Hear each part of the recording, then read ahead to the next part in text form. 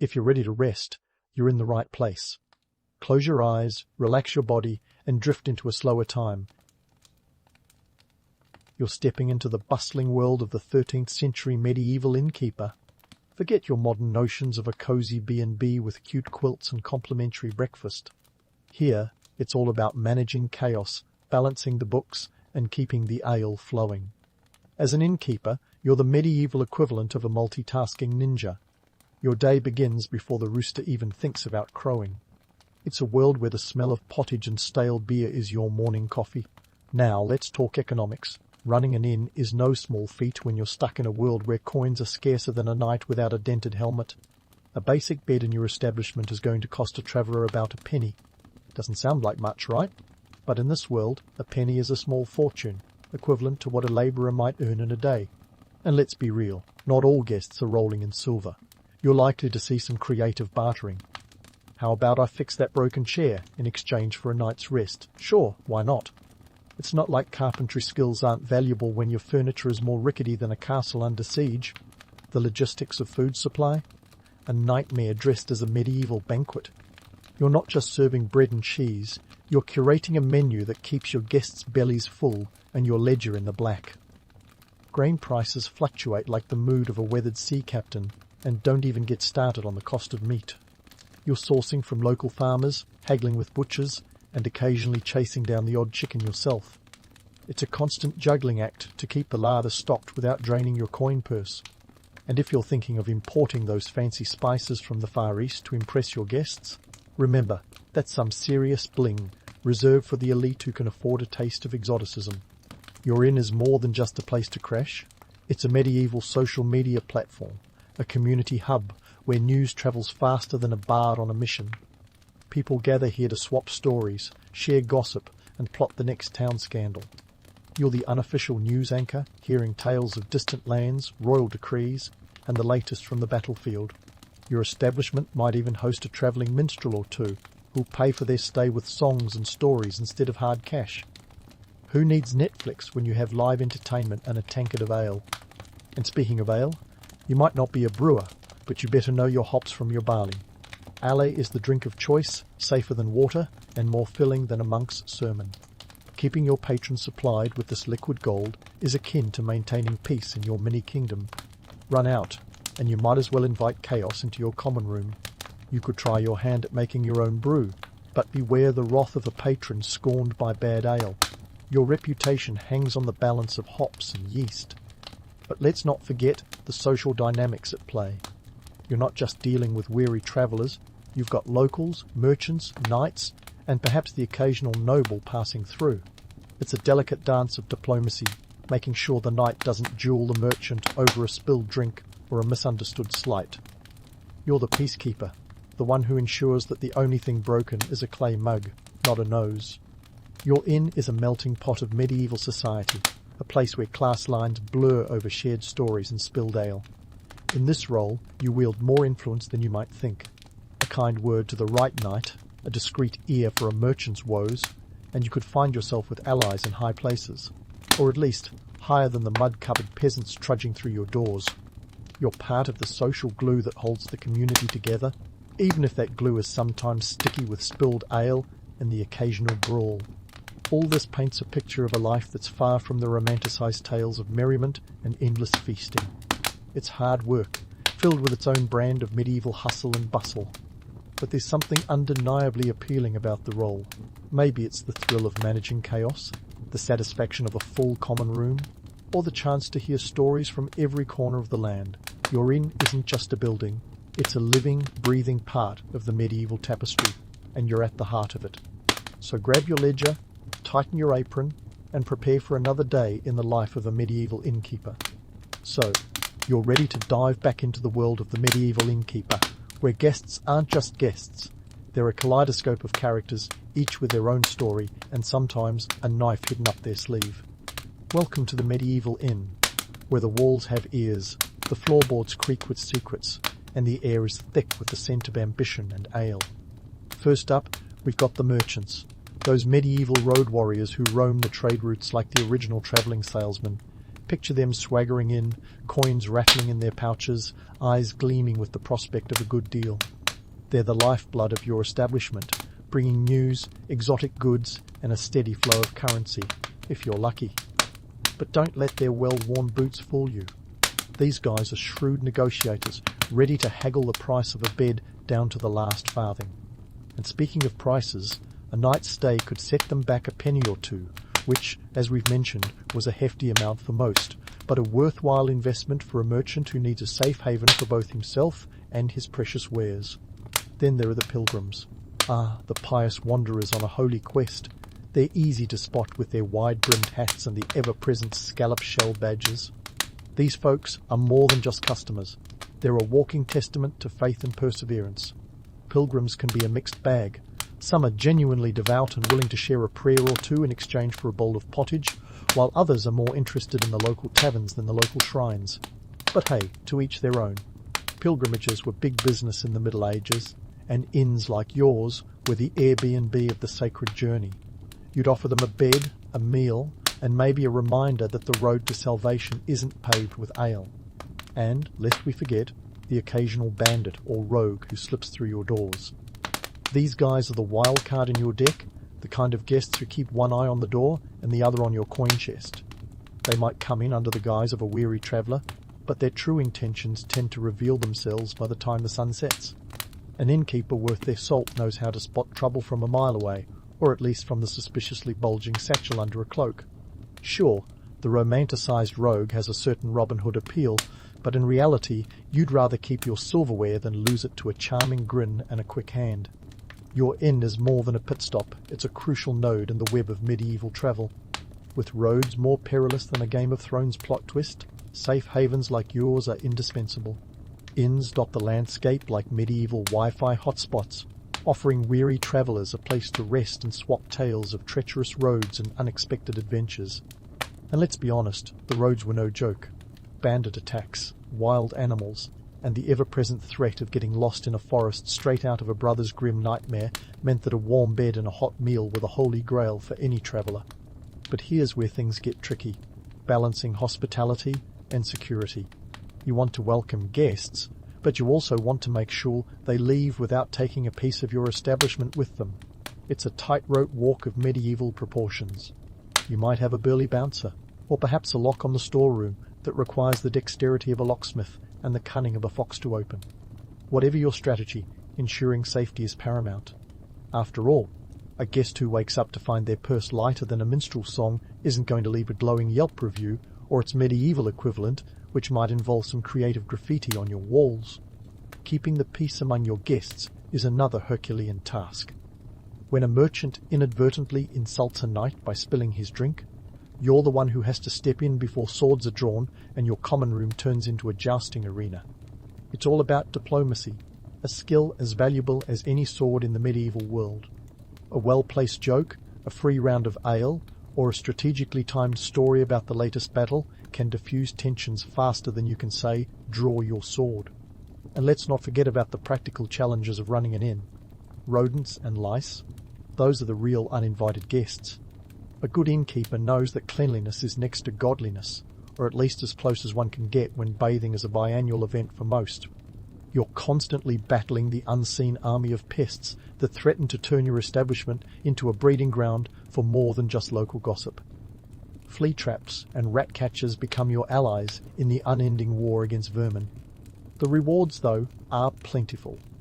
Every guest is a new story, a piece of the medieval puzzle that you're helping to piece together.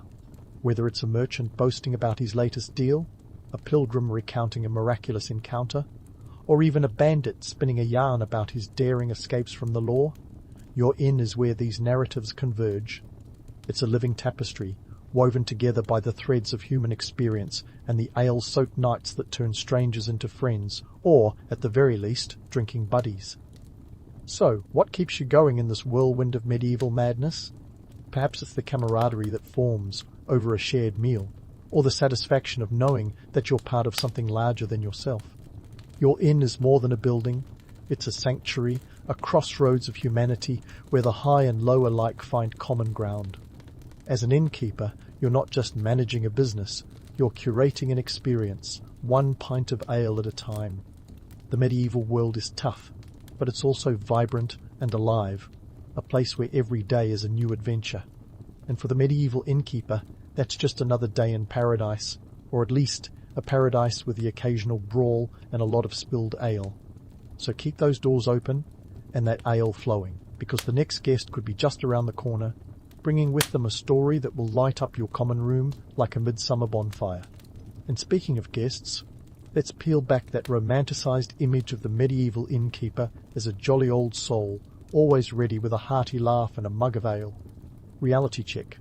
The life of an innkeeper was more like an endurance test in crisis management than a never-ending episode of Cheers. You might picture the innkeeper as some kind of medieval Santa Claus, but in truth, they were more akin to a stressed-out manager at a 24-hour diner, juggling the non-stop demands of a diverse clientele and constantly fighting the urge to scream into a pillow. First off, let's talk taxes.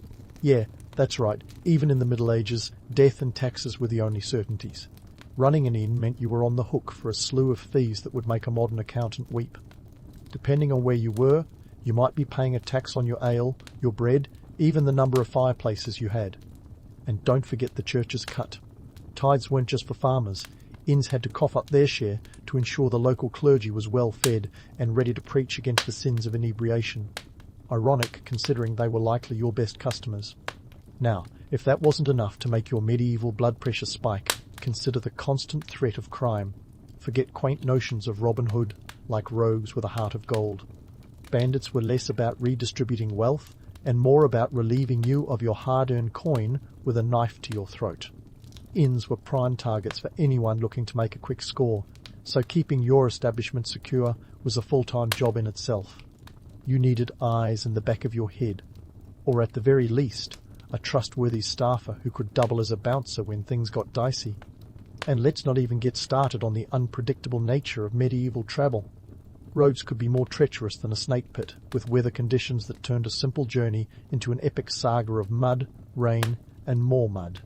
A snowstorm could strand travellers at your inn for days longer than anticipated, turning your quaint little operation into a medieval staycation hub. Great for business if you have enough food and ale to keep everyone happy, not so much if your stocks are already running low. But there were upsides. Inns were often under the legal protection of their local lord, which meant if someone tried to rob or damage your property, you might have recourse through the Lord's court, or at least a shot at revenge. Of course, this protection wasn't free. Lords would often take a cut of your profits, or demand special treatment whenever they or their entourage rolled into town. But hey, that's medieval politics for you, scratch my back, and I'll make sure no one stabs yours. Legal responsibilities were another mountain to climb. Innkeepers had to abide by a strict set of rules, like ensuring the safety of their guests' belongings. If someone's purse went missing on your watch, you'd better believe they'd be knocking on your door demanding compensation. This meant you had to be part detective, part diplomat, and part therapist, soothing irate travellers while trying to track down the missing loot. Sounds fun, right? And then there's the myth of the innkeeper as a friendly, jovial host. One part Gandalf, one part Mrs. Claus. In reality, many innkeepers were more like the grizzled, no-nonsense barkeep who's seen it all and isn't impressed by much. They had to be. After all, they were dealing with a rotating cast of characters from all walks of life, each with their own agendas and temperaments. Charm was useful, sure, but survival depended on savvy and a keen sense of who to trust, or more likely, who not to trust. Despite the challenges, there was something undeniably captivating about the life of an innkeeper. It was a role that required grit, cunning, and an ability to adapt faster than a chameleon at a rainbow convention. You were part of a larger tapestry, one that wove together the stories of countless travellers, each leaving a little piece of their journey behind in the form of tales told over ale or whispered confessions shared in the dead of night. And so, as you pour another drink and settle into the rhythm of the evening, you know that even though the life of a medieval innkeeper is fraught with challenges, it's also filled with moments of unexpected joy and camaraderie. It's a life where the stories never end, each one as unique and colourful as the patrons who bring them. And as the fire crackles and the laughter rises, you can't help but feel a sense of pride and satisfaction. After all, in a world where everything is uncertain, Your inn stands as a beacon of warmth and welcome, a place where, for a moment, all are equal, bound together by the simple human need for connection and a good drink. But the story doesn't end here, my friend.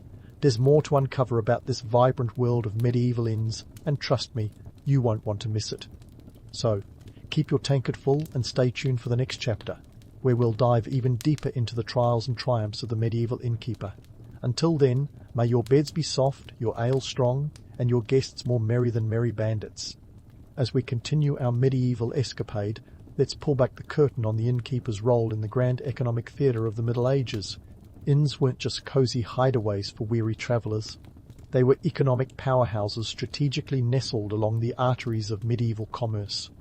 Those gritty trade routes that stretched across Europe like a giant spiderweb spun by a particularly ambitious arachnid. You see, picture this. It's the 13th century, and you're an innkeeper with your establishment perched near a bustling trade route. You're not just offering beds and ale, you're part of a supply chain that would make even a modern logistics manager break into a sweat. Inns were the pit stops for merchants hauling goods from one end of the continent to the other. These merchants didn't just bring their wares, they brought news, culture, and currency, transforming inns into melting pots of medieval society. Now, let's talk numbers. By the 14th century, Europe had a population of approximately 70 million people, and trade was booming.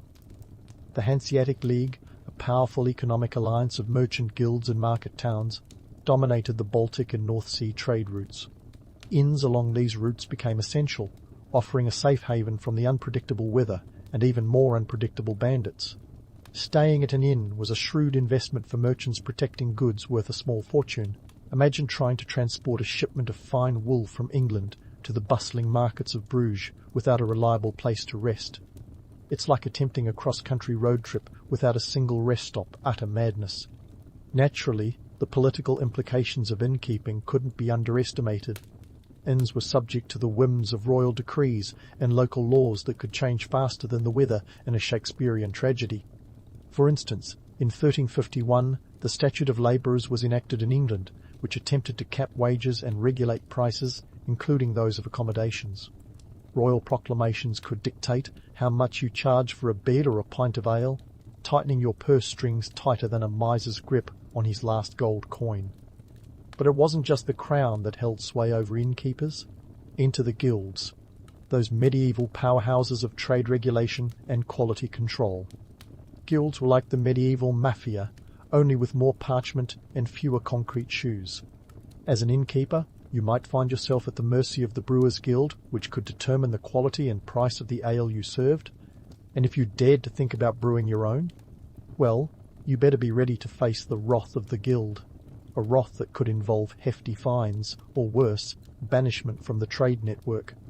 As if balancing royal decrees and guild regulations wasn't enough, let's not forget the role of inns in the urban landscape. Inns were catalysts in the growth of towns and cities, often serving as the nucleus around which communities developed. Take medieval London, for example. By the turn of the 14th century, the city had a population of around 80,000, and inns were springing up like dandelions in springtime. They facilitated commerce, provided employment, and even contributed to the cultural tapestry of the city. And while we're at it, let's debunk the myth of the inn as a mere pit stop. Inns were dynamic hubs of activity, hosting everything from court sessions to market days. They were the medieval equivalent of a convention centre, drawing in people from all walks of life. Your average inn could accommodate dozens of guests, with some larger establishments catering to the needs of hundreds. Imagine the chaos, the noise, the sheer energy of a place where merchants, pilgrims and locals all converged. It's like a medieval Coachella, only with more mud and fewer flower crowns. Of course, with great power comes great responsibility and a hefty dose of medieval bureaucracy. Innkeepers had to maintain ledgers, track inventory, and juggle the ever-changing demands of their clientele. It was a delicate dance of supply and demand, where a poor harvest could send grain prices skyrocketing and a glut of travellers could lead to overcrowding and shortages. You had to be as shrewd as a fox and as adaptable as a chameleon, ready to pivot your strategy at a moment's notice. And then there's the small matter of reputation. An inn's name was its greatest asset, and word of mouth was the medieval Yelp. A single disgruntled guest could spread rumours faster than a plague rat, tarnishing your establishment's good name. Conversely, a glowing review from a well-travelled merchant could turn your inn into the must-stay destination for every weary traveller passing through. But despite the challenges, innkeeping offered a unique opportunity for social mobility. In a world where class lines were as rigid as a knight's armour, an enterprising innkeeper could rise through the ranks, amassing wealth and influence with each successful venture. You see, inns were more than just places to rest. They were stepping stones in the great game of medieval life, where the right connections could spell the difference between obscurity and prominence. So, as you refill your tankard and prepare for another night of storytelling and negotiation, remember that your role as an innkeeper is about more than just providing food and shelter. It's about navigating the complex web of economics, politics, and society that defines the medieval landscape. You're not just keeping an inn, you're shaping the world around you, one guest at a time. And as the firelight flickers and the stories continue, you can't help but feel a thrill at the possibilities that lie ahead. Stay tuned, because the tale of the medieval innkeeper is far from over. There's still a world of intrigue and adventure to explore, and I promise you won't want to miss what's next. Until then, keep the ale flowing and the stories coming, because in the grand tapestry of history, your inn is the thread that ties it all together. And speaking of the grand tapestry of history, let's unravel how medieval inns, with their cacophony of commerce and camaraderie, laid the foundation for today's hospitality industry. Yes, those rickety, ale-soaked establishments were the ancestors of our modern hotels. Fast forward a few hundred years, and you have the luxurious palaces of comfort that cater to our every whim. But how exactly did we get from a flea-ridden straw mattress to a king-size bed with a mint on the pillow? Well, it all started with the realization that travellers, whether in the 13th century or today, have a penchant for comfort and security. Medieval inns were the prototypes, offering not just a bed but an experience, a practice that hotels have refined over centuries. The transformation was gradual, like a caterpillar turning into an opulent butterfly. By the 18th century, the rise of the Grand Tour, a rite of passage for the European elite, demanded accommodations that were less about surviving the night and more about enjoying the journey. Inns evolved into something more sophisticated, aligning with the tastes of travellers who expected both a good night's sleep and a side of luxury. Economically, the shift was massive. In the Middle Ages, the average cost of a night's stay at an inn, a penny or two, was a significant expense. By the 19th century, however, hotels were catering to an affluent clientele who saw travel as a leisure activity rather than a necessity. This shift in clientele and purpose led to the diversification of services offered. Inns that once focused on keeping the peace and ensuring basic sustenance began to metamorphose into establishments that celebrated opulence and exclusivity. The Industrial Revolution was another game-changer, as it stirred the pot of travel like a giant, steam-powered whisk. Railroads crisscrossed the landscape, transforming travel from a perilous trek into a more predictable ordeal. Inns that once served as lifelines for weary merchants evolved into grand hotels situated near bustling train stations, ready to welcome passengers with the promise of a hot bath and a warm meal. The distance between towns shrank, and with it, the time spent on the road. Suddenly, the idea of travelling for pleasure rather than necessity became more accessible to the masses. And let's not forget the role of technology in this grand evolution. The 20th century ushered in the era of automobiles and airplanes, shrinking the world and expanding the horizons of the hospitality industry. Inns had to adapt or risk becoming relics of a bygone era. The introduction of electricity, telephones, and eventually the internet redefined what travellers expected from their accommodations.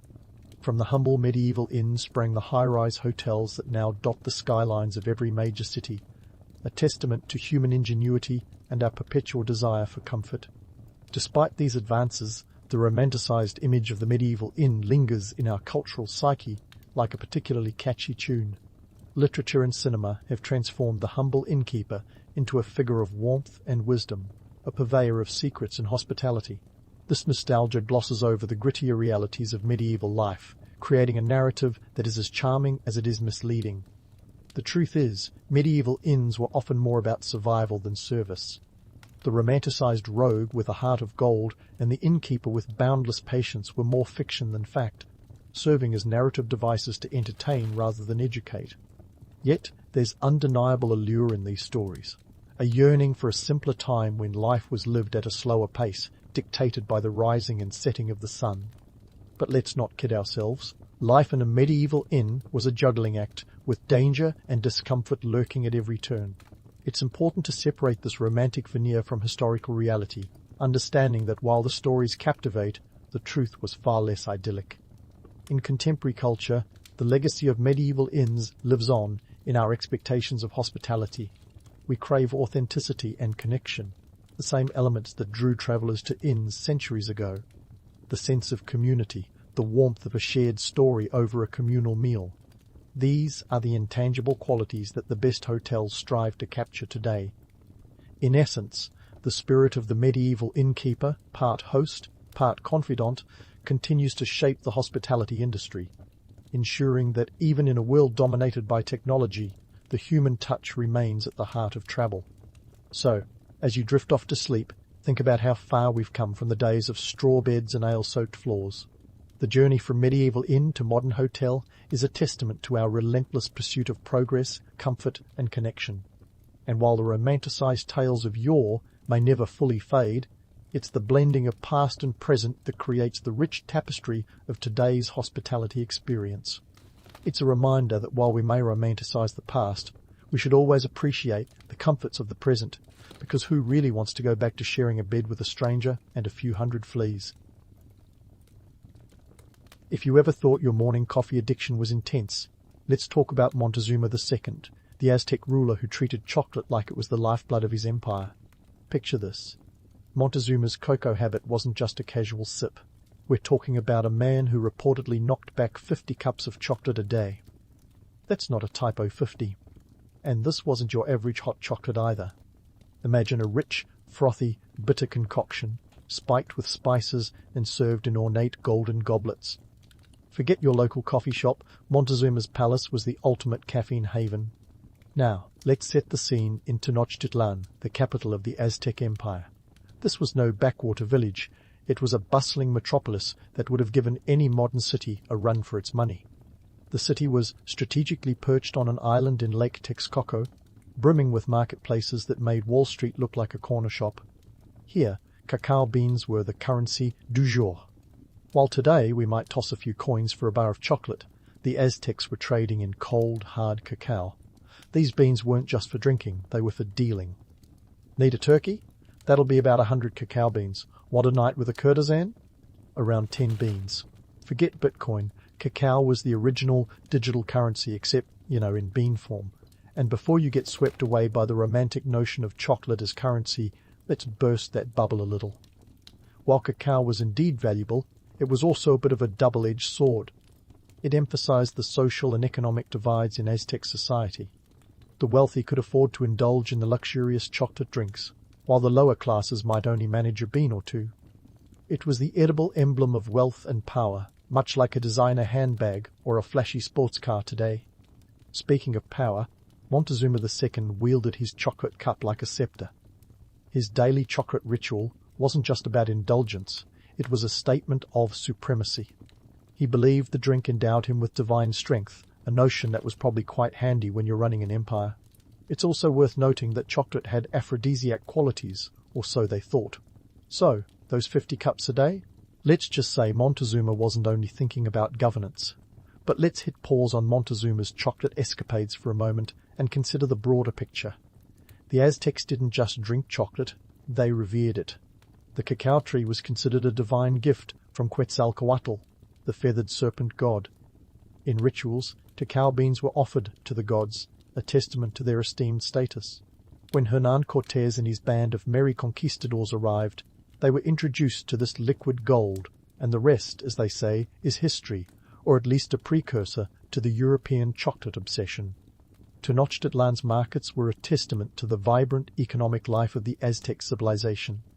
The main marketplace, Tlatelolco, was a hub of activity, with traders bartering everything from textiles to slaves.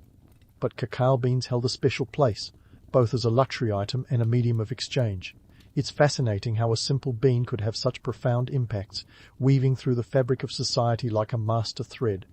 The Aztecs knew the value of their cacao, and they weren't shy about displaying it. Let's not forget the preparation of the chocolate drink itself.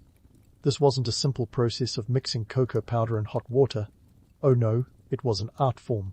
The Aztecs ground the cacao beans into a fine paste before adding water, chili peppers, and sometimes vanilla. A far cry from the sweetened stuff we guzzle today. The drink was then poured from one vessel to another to create a frothy top, the prized foam that indicated a superior brew. It was a labour of love and a display of skill, much like today's artisanal coffee. And while we're debunking myths, let's tackle the idea of chocolate as a love potion. The Aztecs certainly believed in its aphrodisiac properties, but modern science isn't quite so convinced. Chocolate contains phenylethylamine, a compound that supposedly mimics the feeling of being in love. However, you'd need to consume a chocolate fountain's worth to feel anything close to Cupid's arrow. Yet, the allure of chocolate as a symbol of romance persists, proving that some myths are just too delicious to let go. In the grand tapestry of Aztec society, chocolate played a role far beyond that of a mere beverage. It was a currency, a status symbol, a religious offering, and yes, a potential aphrodisiac. Montezuma's chocolate consumption might seem excessive by today's standards, but it was emblematic of the broader cultural and economic significance of cacao. While we've traded cacao beans for coins and goblets for mugs, the legacy of Aztec chocolate traditions continues to shape our world, one cup at a time. Montezuma's chocolate consumption wasn't just a personal quirk, it was part of the larger chocolate tapestry that wove through Aztec society. The Aztecs were chocolate connoisseurs, and their preparation methods were as intricate as a Baroque symphony. Forget your instant cocoa mix. Crafting chocolate in the Aztec world was a ritualistic dance of flavors and textures. The process began with cacao beans, which were roasted on a griddle before being ground into a fine paste using a metate, a flat stone slab. This paste was then mixed with water and a symphony of spices. Chili pepper added a fiery kick, while vanilla provided a sweet counterpoint. The pièce de résistance, a frothy head, achieved by pouring the liquid from one vessel to another, high above the ground, like an ancient barista showing off their latte art skills. The resulting drink was a complex blend of bitterness, heat, and aroma, a far cry from the sugar-laden chocolate we gobble down today. But let's not get too starry-eyed. While Montezuma might have been guzzling chocolate like the world's first energy drink, the rank-and-file Aztecs weren't exactly indulging in this luxury on the regular. For the average Aztec, chocolate was more like that bottle of vintage wine you save for special occasions. The preparation alone was labor-intensive, not something you'd whip up between tending the maize fields and paying your cacao bean taxes. That's right. Cacao wasn't just a treat, it was also a tax. Imagine filing your taxes with a bag of chocolate beans instead of a check. The Aztecs paid tribute to their rulers in cacao, among other goods, a tax system that would make the IRS weep with envy. And speaking of taxes, cacao was a commodity that underscored the wealth gap in Aztec society. While the elite sipped their spiced chocolate, the commoners might have only dreamed of it, much like you might dream of owning a private island. The social stratification was marked by who could afford to indulge in this divine drink. The rich had their goblets brimming with frothy chocolate, while the poor had to settle for whatever was left at the bottom of the economic ladder. It's a tale as old as time, luxury for the few, longing for the many. Now, let's tackle the myth of chocolate as a love potion. Sure, Montezuma might have believed his chocolate habit was an aphrodisiac, but let's confront the cold, hard facts. Modern science would have us believe that the aphrodisiac qualities of chocolate are about as real as unicorns. While chocolate contains phenylethylamine, which can induce feelings akin to falling in love, the amounts in chocolate are so negligible that you'd have to consume enough chocolate to make Augustus Gloop jealous just to get a hint of this effect. But hey, who needs science when romance is in the air? The myth of chocolate as a love enhancer is one we're still not ready to let go of, even if it's more fairy tale than fact. The Aztecs' chocolate rituals were steeped in religious and social significance. The cacao tree was a gift from Quetzalcoatl, the feathered serpent god, which meant that chocolate consumption was almost a form of divine communion. During rituals, cacao beans were offered to the gods, solidifying their status as celestial currency. When Hernán Cortés arrived in the New World, he must have seen this chocolate obsession as both curious and captivating, an exotic elixir that would soon make its way to Europe and stir the continent into a choco frenzy. In comparing Aztec chocolate consumption to our modern habits, it's clear that we've traded complexity for convenience. Today's chocolate bars, with their uniform sweetness and lack of spice, are mass-produced shadows of their former glory. The Aztecs' chocolate was a rich, bitter concoction, a far cry from the sugar bombs we consume today.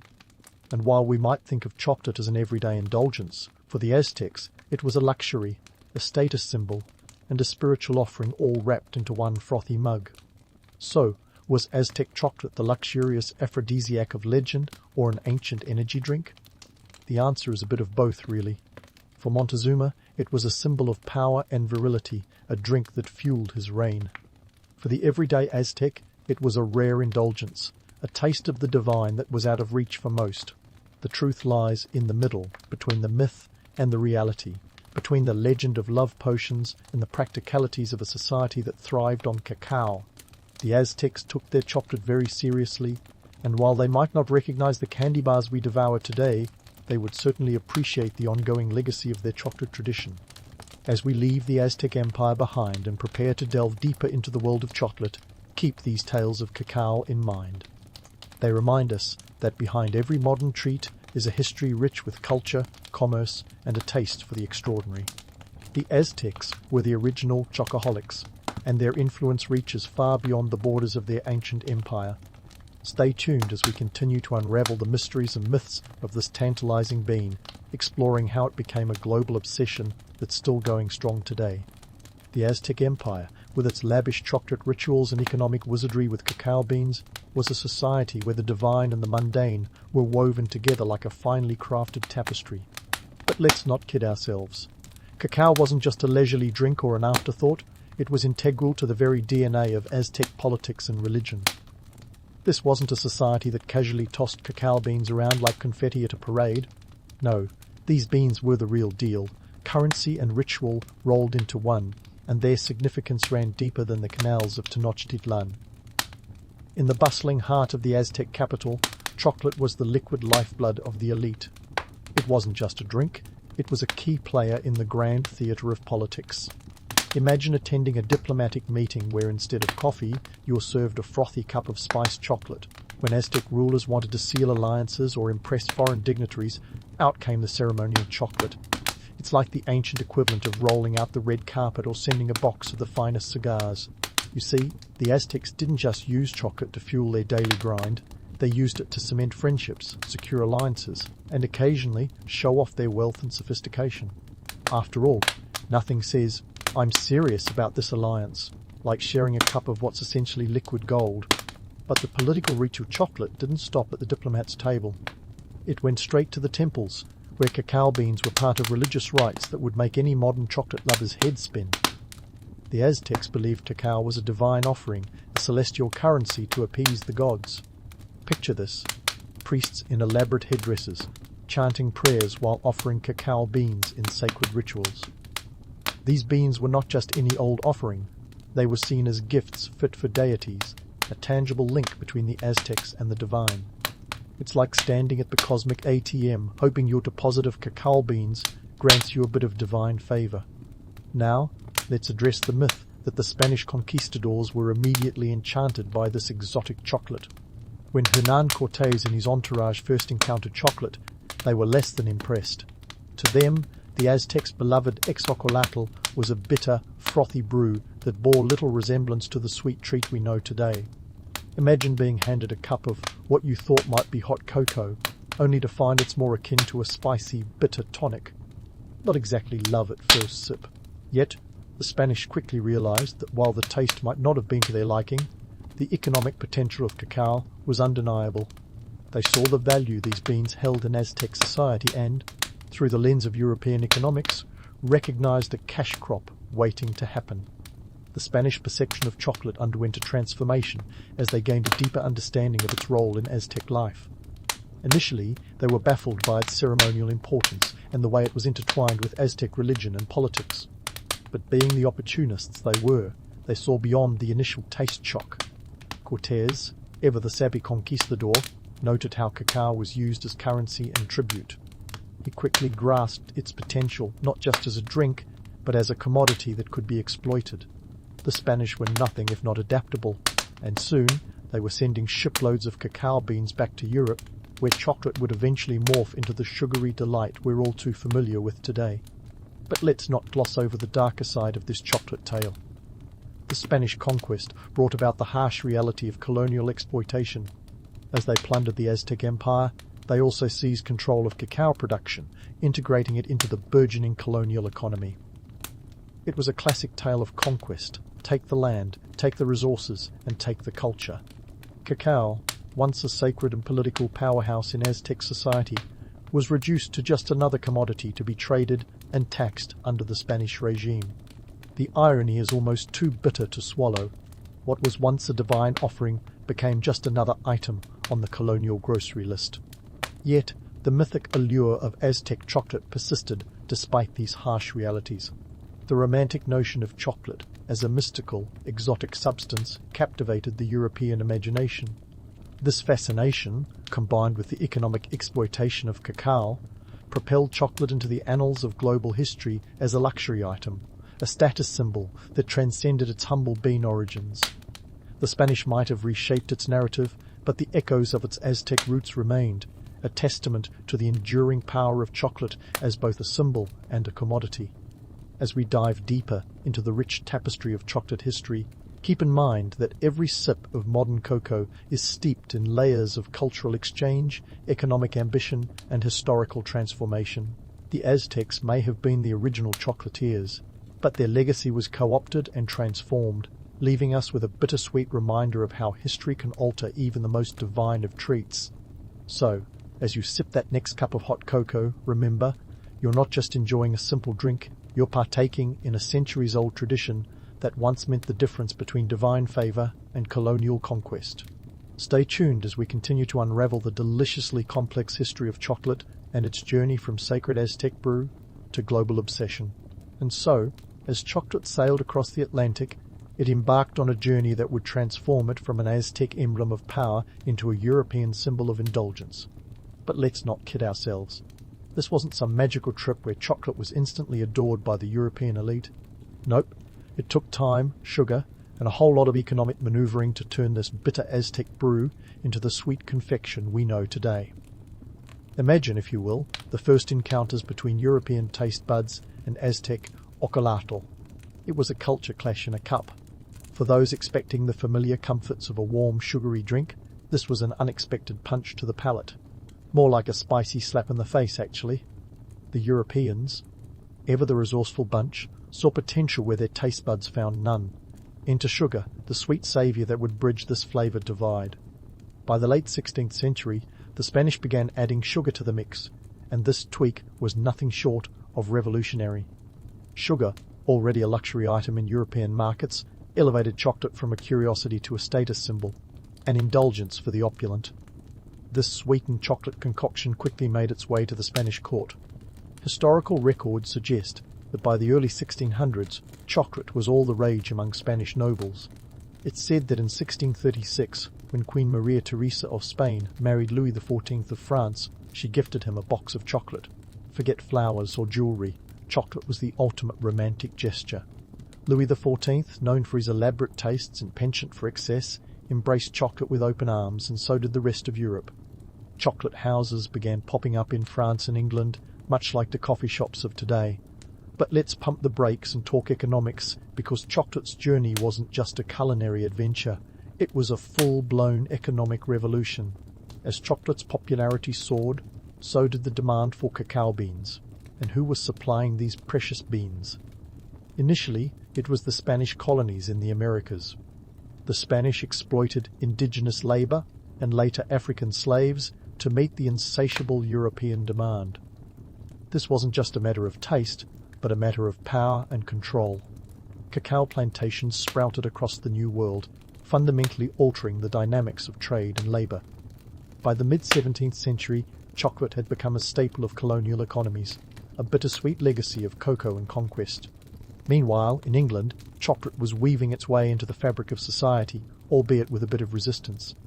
Puritans, ever the buzzkills, were suspicious of this indulgent drink, associating it with sin and moral decay.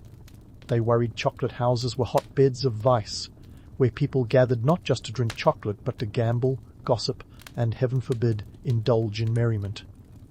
Despite these finger-wagging Puritans, chocolate's allure was unstoppable. By the late 17th century, it was a fixture in English high society, a drink for the elite who could afford such luxuries. As chocolate flowed through the veins of Europe, it carried with it the sweet promise of profit. The Dutch, never ones to miss a trade opportunity, got in on the action. In the early 1600s, they wrestled control of cacao production from the Spanish, taking over plantations in the Caribbean. The Dutch East India Company, with its vast trade network, became a major player in the cocoa trade, proving that while chocolate may have been a luxury, it was business first and foremost. And let's not forget the French. By the 18th century, France was in the throes of chocolate fever. Louis XV was particularly fond of the stuff, reportedly crafting his own chocolate in the kitchen of Versailles. Oh, the glamour of a king whipping up a chocolate concoction. It became de rigueur for the French aristocracy to indulge in chocolate, cementing its status as a drink of the elite. But behind this facade of luxury lay a grim reality.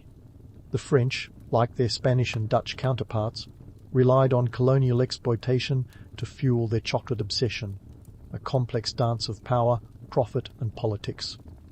Now, if you think chocolate's story is all about sweet indulgence, think again. It's a tale of innovation too. The Industrial Revolution brought new techniques and technologies that transformed chocolate from a labour-intensive luxury to a mass-produced commodity.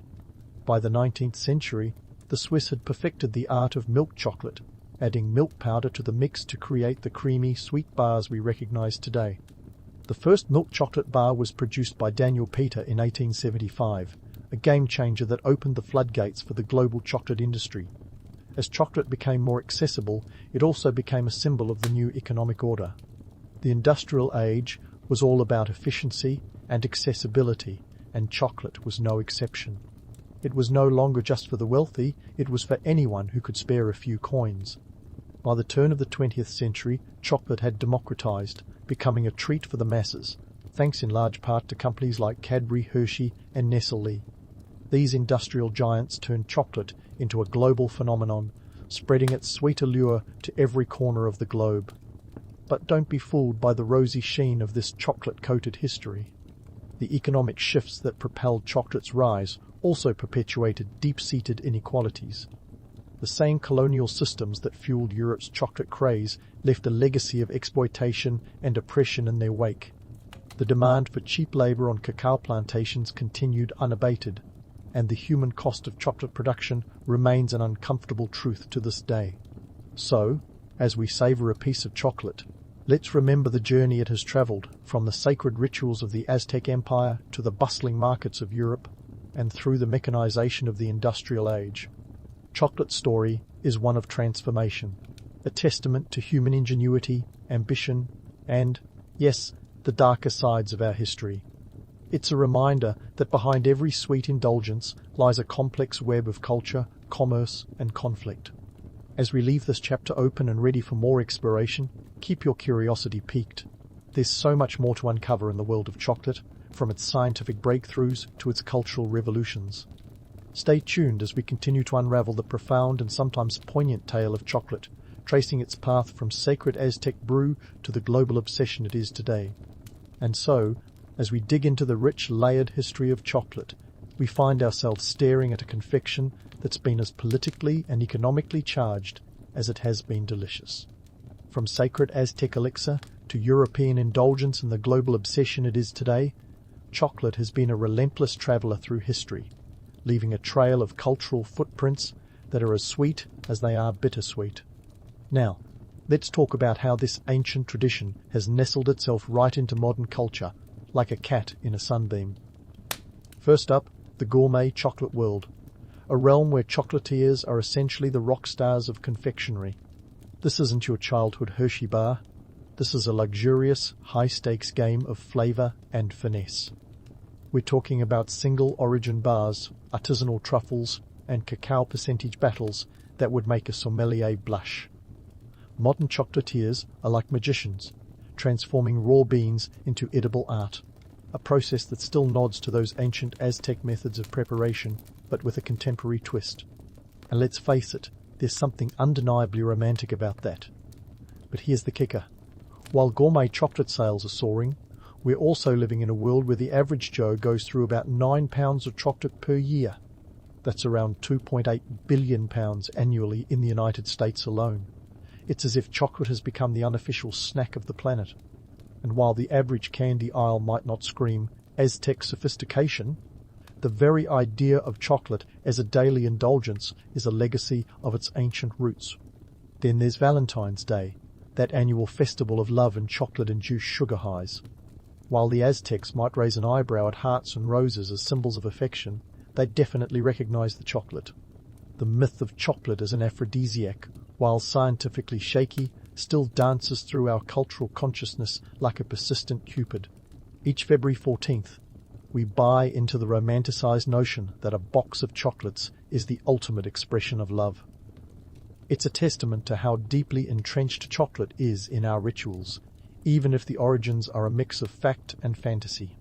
Speaking of myths, let's tackle the idea that chocolate is a guilty pleasure. The notion is both quaint and exasperating. Sure, it's loaded with sugar and calories, but it also boasts antioxidants, flavonoids, and a rich history that's anything but guilty. It's high time we stop demonizing chocolate and start appreciating it for what it truly is, a complex historical marvel wrapped in shiny foil. The guilt, my friends, is purely a modern construct. On the economic front, chocolate is a multi-billion-dollar industry.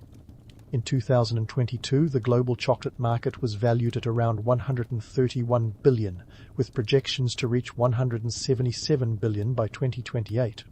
But let's not sugarcoat this. The industry's success is often overshadowed by the bitter realities of labor exploitation and unsustainable practices. The modern chocolate industry grapples with ethical dilemmas that would make Montezuma's frothy goblet seem like a utopian dream. Fair trade isn't just a catchy label, it's a crucial part of addressing the inequalities that have plagued chocolate's history since those first beans left the shores of the Americas. Politically, chocolate has been wielded as both a diplomatic tool and a symbol of cultural exchange.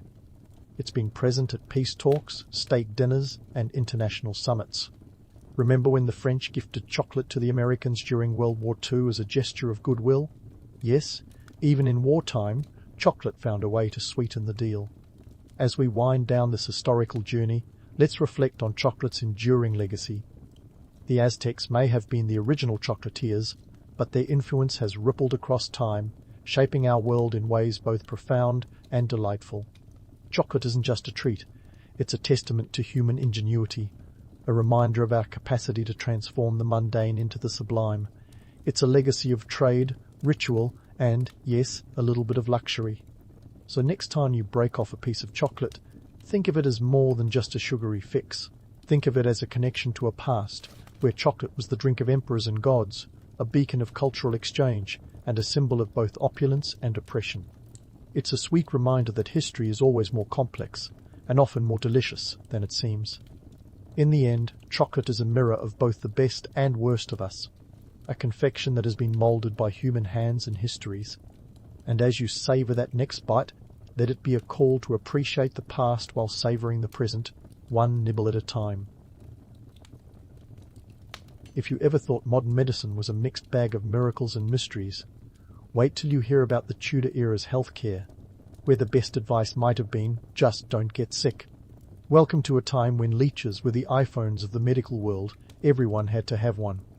The barber-surgeon was your one-stop shop for a haircut, shave, and, oh yes, a nice little bloodletting, if you felt like it. The best part? You didn't need an appointment. Let's dive into this peculiar world where medical practices were as bizarre as the clothing, and science was more of a medieval guessing game than a precise art.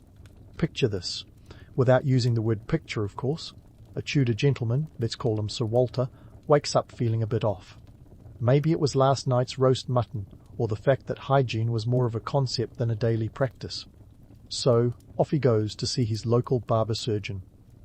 Now, in our modern minds, a barber is that friendly person who ensures we look less like a caveman and more like a functioning adult. But in the 16th century, they doubled as the closest thing you had to a family doctor, wielding razors and saws with equal enthusiasm. Bloodletting was the rock star of treatments, based on the idea that the human body contained 4 humours: blood, phlegm, black bile, and yellow bile. If you were feeling off, It was obviously because your humours were out of whack. The solution? Let's just drain some blood and see what happens. This practice wasn't a quick snip and done. No, it was a process. The barber-surgeon would apply leeches or make a tiny incision to carefully siphon off blood, believing they were balancing the humours. The going rate? About 6p for a good bleeding, which was a decent sum when you consider the average labourer earned roughly £1 a day. Now leeches weren't just any creature, they were medical celebrities. Harvested from ponds and marshes, they were sold in apothecary shops like the latest must-have gadget, and the Tudors used them to treat everything from headaches to gout. We have records, such as those from the famous English physician Thomas Vicari, detailing how these slimy little miracles were applied to the skin to draw out the bad blood. Gross? Absolutely. Effective? Well, that's debatable, but it sure kept the leech vendors in business. Physicians of the time, if you can call them that, relied heavily on ancient texts, primarily from Greek and Roman sources. Names like Galen and Hippocrates were the guiding stars in a sky of medical confusion. The problem? These texts were written centuries before, and the world had moved on, leaving physicians to play an elaborate game of guess what's wrong with me. Diagnosis was often based on astrology or the colour of the patient's urine, rather than, actual medical science. But hey, at least it was consistent in its inconsistency. Interestingly, the Tudor government recognised the chaos that was their healthcare system. In 540, they passed an act to regulate the activities of the Barber-Surgeons, merging the Company of Barbers and the Fellowship of Surgeons. This was an attempt to bring some order to the madness, making sure that the person cutting your hair didn't accidentally amputate a limb while they were at it. It was a noble effort, but one that mostly resulted in more bureaucracy than better health care. Primary sources give us a window into this odd world. Take, for instance, the casebooks of Simon Forman, an astrologer-physician who recorded his treatments and outcomes with a flair for the dramatic. His entries are filled with tales of patients cured by applying a mixture of herbs under a full moon or by wearing a particular amulet. It reads more like a fantasy novel than a medical journal, but that was the reality of the time. People were desperate for cures, and if it took a bit of hocus-pocus, so be it. The absurdity of Tudor medicine wasn't without its charm. There's something almost endearing about a world where people truly believed that balancing your bodily fluids could cure all ills. It speaks to a time when the line between science and superstition was as blurry as a foggy London morning. Yet, this wasn't just a quirk of the past, it was a necessary step in the evolution of medicine. These practices, as misguided as they seem now, were the foundation upon which modern medical science would eventually be built. As we peel back the layers of history, it's crucial to understand why these practices mattered. In a society plagued by diseases like the sweating sickness, where life expectancy was often under 40, any treatment, no matter how bizarre, offered hope. The willingness to try anything was a testament to the human spirit's resilience in the face of adversity. It also underscores a universal truth: the more things change, the more they stay the same. After all, aren't we still just as obsessed with finding the latest cure-all, whether it's a superfood or a tech gadget? So, as we continue our journey through the Tudor medical landscape, remember that behind every leech and lancet was a story of survival. It's a reminder that history, much like medicine, is an ever-evolving story, and sometimes the most peculiar chapters are the most enlightening. And speaking of survival stories, let's zero in on the unsung heroes, or perhaps villains, depending on who you ask of Tudor healthcare, the Barber-Surgeons. These were the true multitaskers of the 16th century, a time when multitasking meant wielding sharp objects with alarming versatility. On any given day, a barber-surgeon could be found trimming hair, shaving beards, pulling teeth, or even amputating limbs, all with the same tools. Yep, it's not just your imagination. That barber chair you're picturing is a multi-purpose horror show. So how did one become a barber-surgeon? Did they attend a medieval version of medical school, taking comprehensive courses on anatomy and surgery? Not quite. In reality, the path to becoming a barber-surgeon was more akin to an apprenticeship, learning on the job and picking up skills along the way. Think of it as the original gig economy, where instead of delivering food, you might be delivering a baby, or, cutting someone's leg off. Training was mostly hands-on, with young apprentices learning from more experienced craftsmen. There were no standardized tests or certifications, just a learn-as-you-go approach that would make even the most laid-back modern internship seem like Harvard Medical School. The guilds, like the Worshipful Company of Barbers, played a crucial role in organizing these practitioners. Established in 38, the guild was a mix of professional association and regulatory body, aiming to bring some order to the chaos of Tudor healthcare. By 1540, they had merged with the Fellowship of Surgeons, an attempt to professionalize the field, although the results were mixed at best. The guilds set rules and standards, but enforcement was spotty, and many barber-surgeons operated on the fringes of legality, offering their services to those who couldn't afford a physician. Economically, barber-surgeons filled a vital niche. Physicians were costly, often charging a shilling per visit, whereas a barber-surgeon might only cost a few pence. For the everyday Tudor citizen, who earned about £10 a year if they were lucky, this was a significant saving. Thus, the barber-surgeon became the working-class hero, or perhaps anti-hero, of healthcare. They were accessible, affordable, and, most importantly, willing to tackle the messy, bloody tasks that others might shy away from. A typical day for a barber-surgeon was as unpredictable as the English weather. One moment they might be trimming a nobleman's beard, and the next they could be summoned to a battlefield to patch up soldiers. Consider the Battle of Bosworth Field in 1485, where barber-surgeons would have been on hand to tend to the wounded. With no antibiotics or anesthesia, surgery was a brutal affair, relying on speed and brute strength. Amputations were common, and the tools of the trade were more butchery than surgery: saws, knives, and cautery irons, all rudimentary but effective in their own grisly way. Despite the gory reality, there's a certain romanticism attached to the image of the barber-surgeon. Perhaps it's the idea of a jack-of-all-trades, a rugged individual who could handle any crisis with a steady hand and a sharp blade. Yet the truth was far less glamorous. The work was back-breaking and often thankless, with little recognition or prestige. Barber-surgeons operated at the mercy of their tools and their limited knowledge, frequently improvising based on trial and error. Success was often a matter of chance rather than skill, and survival rates were depressingly low. However, the barber-surgeons weren't just butchers with a flair for hairstyling. They were also among the first to perform rudimentary dental work, known as tooth-pulling. Given the Tudor diet, which was heavy on sugar and light on dental hygiene, tooth decay was rampant. Barber-surgeons became adept at yanking out rotting teeth, often using nothing more than a pair of pliers and a strong stomach. There were no painkillers, just a swig of strong ale for courage, and perhaps a prayer that the tooth didn't break off mid-extraction. In terms of social status, barber-surgeons were a curious breed. They held a place of respect within their communities, yet were often viewed with suspicion by the higher echelons of society. Physicians, with their university educations and Latin-laden jargon, looked down on barber-surgeons as uneducated quacks. Conversely, the general populace saw barber-surgeons as practical and approachable, people who understood the everyday struggles of the common man. They were the blue-collar backbone of Tudor medicine, bridging the gap between medieval superstition and the emerging field of medical science. And then there's the infamous red and white barber pole. Ever wonder why it looks that way? The colours symbolize the blood and bandages associated with their dual role in surgery and haircutting.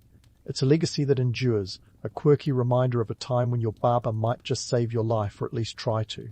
As we delve deeper into the world of Tudor barber-surgeons, it's clear that they were more than just eccentric relics of the past.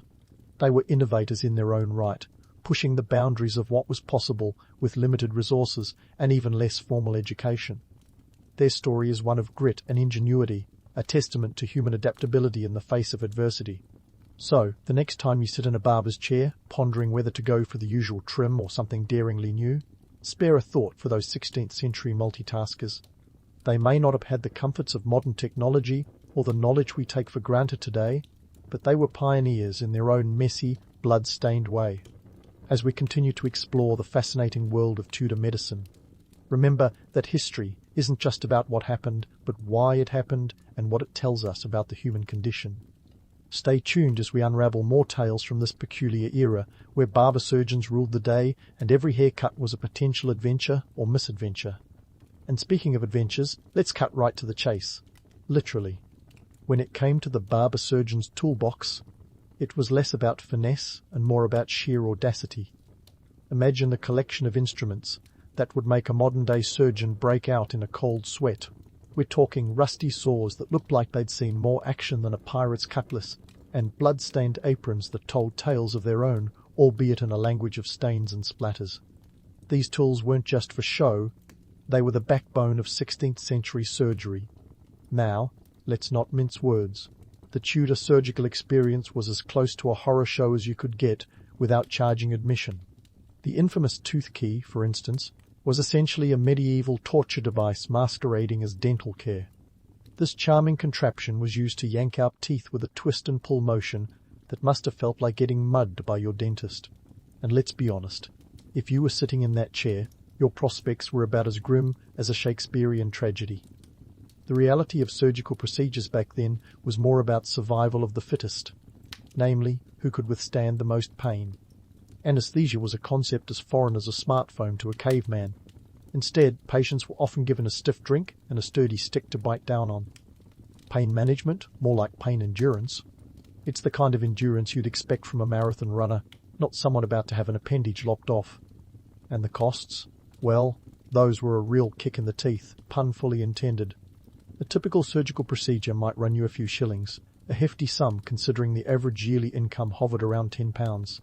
This wasn't just an economic transaction, it was a gamble with fate. You see, surgical success rates were less how-to and more hope-to. A study of historical records suggests a survival rate that hovered around 50% for amputations. Yep, a coin toss. This was healthcare that made Russian roulette look like a safe bet. But why did people keep coming back for more? The harsh truth is, they had no other choice. In a world plagued by maladies that modern medicine has long vanquished, any chance of relief was worth the risk. It was a time when desperation teamed up with necessity, forcing people to roll the dice on procedures that seemed more like medieval torture than medical treatment. Now, before you start thinking these barber-surgeons were just a bunch of hacks with sharp objects, let's throw a little context into the mix. Remember, these were the backbones of Tudor healthcare, filling a niche that no one else dared to touch. They were as much a product of their time as they were pioneers, pushing the boundaries of what was medically possible with little more than intuition and a hefty dose of bravado. Take, for instance, the battlefield surgeries. Picture the chaos of the Battle of Flodden in 1513, where barber-surgeons worked amidst the din of clashing swords and the screams of the wounded. Their job was to save lives, or at least salvage what they could, using tools that today would be better suited for a butcher's shop. They had to act fast, often amputating limbs in less than a minute to prevent deadly infections. This was surgery at its rawest, where every decision was a life-or-death wager. In the end, these barber-surgeons weren't just relics of a bygone era, they were the unsung heroes of a medical revolution. They laid the groundwork for modern surgery, proving that sometimes progress requires a little blood, sweat, and tears, literally. Their legacy isn't just in the faded pages of history books, but in the very foundations of the medical practices we know today. So the next time you grimace at the thought of a routine dental checkup or a flu shot, remember the barber-surgeons. We may cringe at their methods, but without their daring feats and questionable hygiene, the world of medicine might have taken a very different path. And as we continue our journey through the murky waters of Tudor healthcare, remember to keep your wits sharp and your humour sharper. There's more to uncover, and trust me, the best, or perhaps the worst, is yet to come.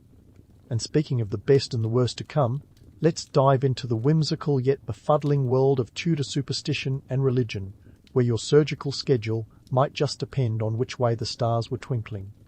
That's right, folks. Back in the day, your local astrologer had as much say in your health as your barber-surgeon. If you thought your HMO was confusing, try navigating a healthcare system where Saturn's position might delay your bloodletting appointment. Astrology wasn't just a party trick, it was practically a science in Tudor England. Physicians and barber-surgeons alike turned to the heavens for guidance, consulting star charts to determine the most auspicious times for medical procedures. The logic was simple. Align your healthcare with the cosmos, and you'd be less likely to kick the proverbial bucket. Want to have a tooth pulled? Better wait until Mercury is no longer in retrograde. It sounds like a 16th century horoscope gone wild, but for the Tudors it was serious business. The appeal of astrology lay in its promise of order amidst chaos.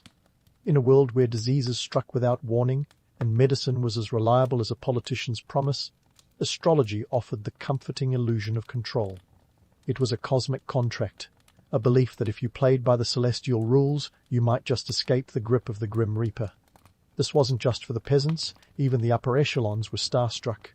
Queen Elizabeth I herself consulted astrologers, believing that the stars held sway over her reign. But let's not romanticize too much. The reality was that astrology was often used as a crutch to mask the shortcomings of Tudor medicine.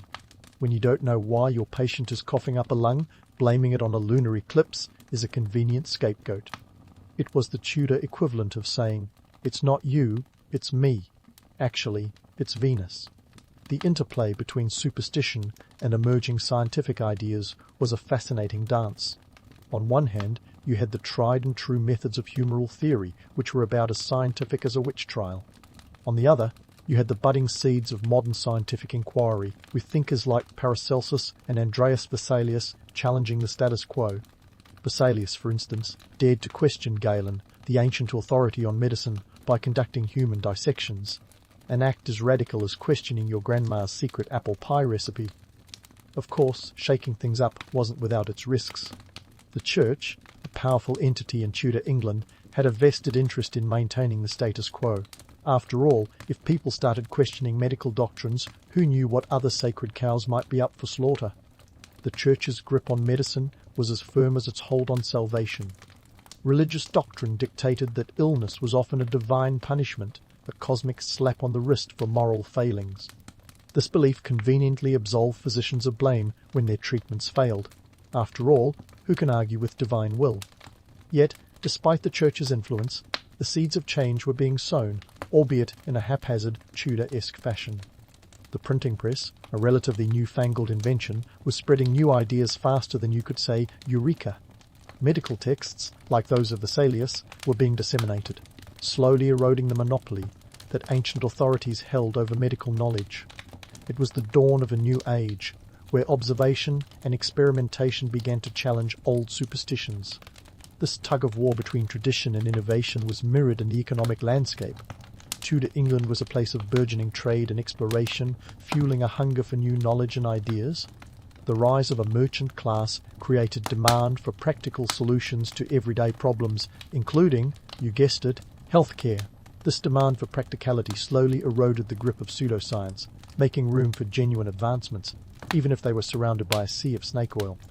Speaking of snake oil, let's not forget that the Tudor era was rife with charlatans and quacks peddling remedies that promised everything short of immortality. From powdered unicorn horn to tinctures of bat's blood, the marketplace was a smorgasbord of the bizarre and the fantastical. Yet, among the flotsam of fraud, there were a few nuggets of genuine progress. William Harvey's discovery of the circulatory system in the early 17th century, for instance, was a game-changer, paving the way for modern anatomy. It's easy to chuckle at the Tudors' reliance on astrology and superstition, but before we get too smug, let's remember our own modern tendencies to latch onto the latest health fads and miracle cures. Whether it's a juice cleanse or a hot yoga session promising to realign your chakras, the human desire for easy answers is as timeless as the stars themselves. So, as we continue to unravel the mysteries of Tudor medicine, keep an eye on the dance between the old and the new. In a world where the lines between science and superstition were as murky as the Thames on a foggy morning, every small step towards innovation was a leap of faith. The journey from leeches and lancets to lab coats and MRIs may seem vast, but it's a testament to the enduring quest for knowledge that defines us as humans. And as we leave this part of our Tudor tale, remember that the past isn't just a foreign country, it's a mirror reflecting our own hopes, fears, and follies. So, stay curious, stay skeptical, and join us next time as we delve deeper into the quirks and quandaries of history's most peculiar healthcare system. The stars may have guided the Tudors, but it's our relentless pursuit of understanding that lights the way forward. So, as we leave the stars behind and return to Earth, let's reflect on what the Tudors had bequeathed us in the bizarre yet enlightening domain of medicine.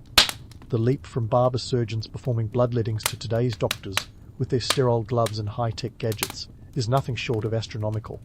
But just like those Tudor astrologers who saw patterns in the stars, there's a pattern to be found here too, a pattern of human ingenuity and stubbornness that transcends time.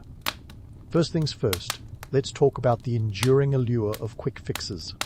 The Tudors were masters of the medical shortcut, and in a way, so are we. They had leeches, we have detox teas.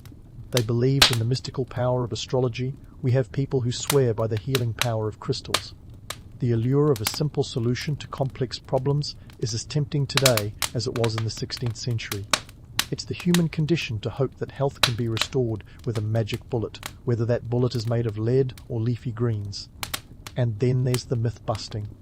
Tudor medicine is a veritable treasure trove of misconceptions.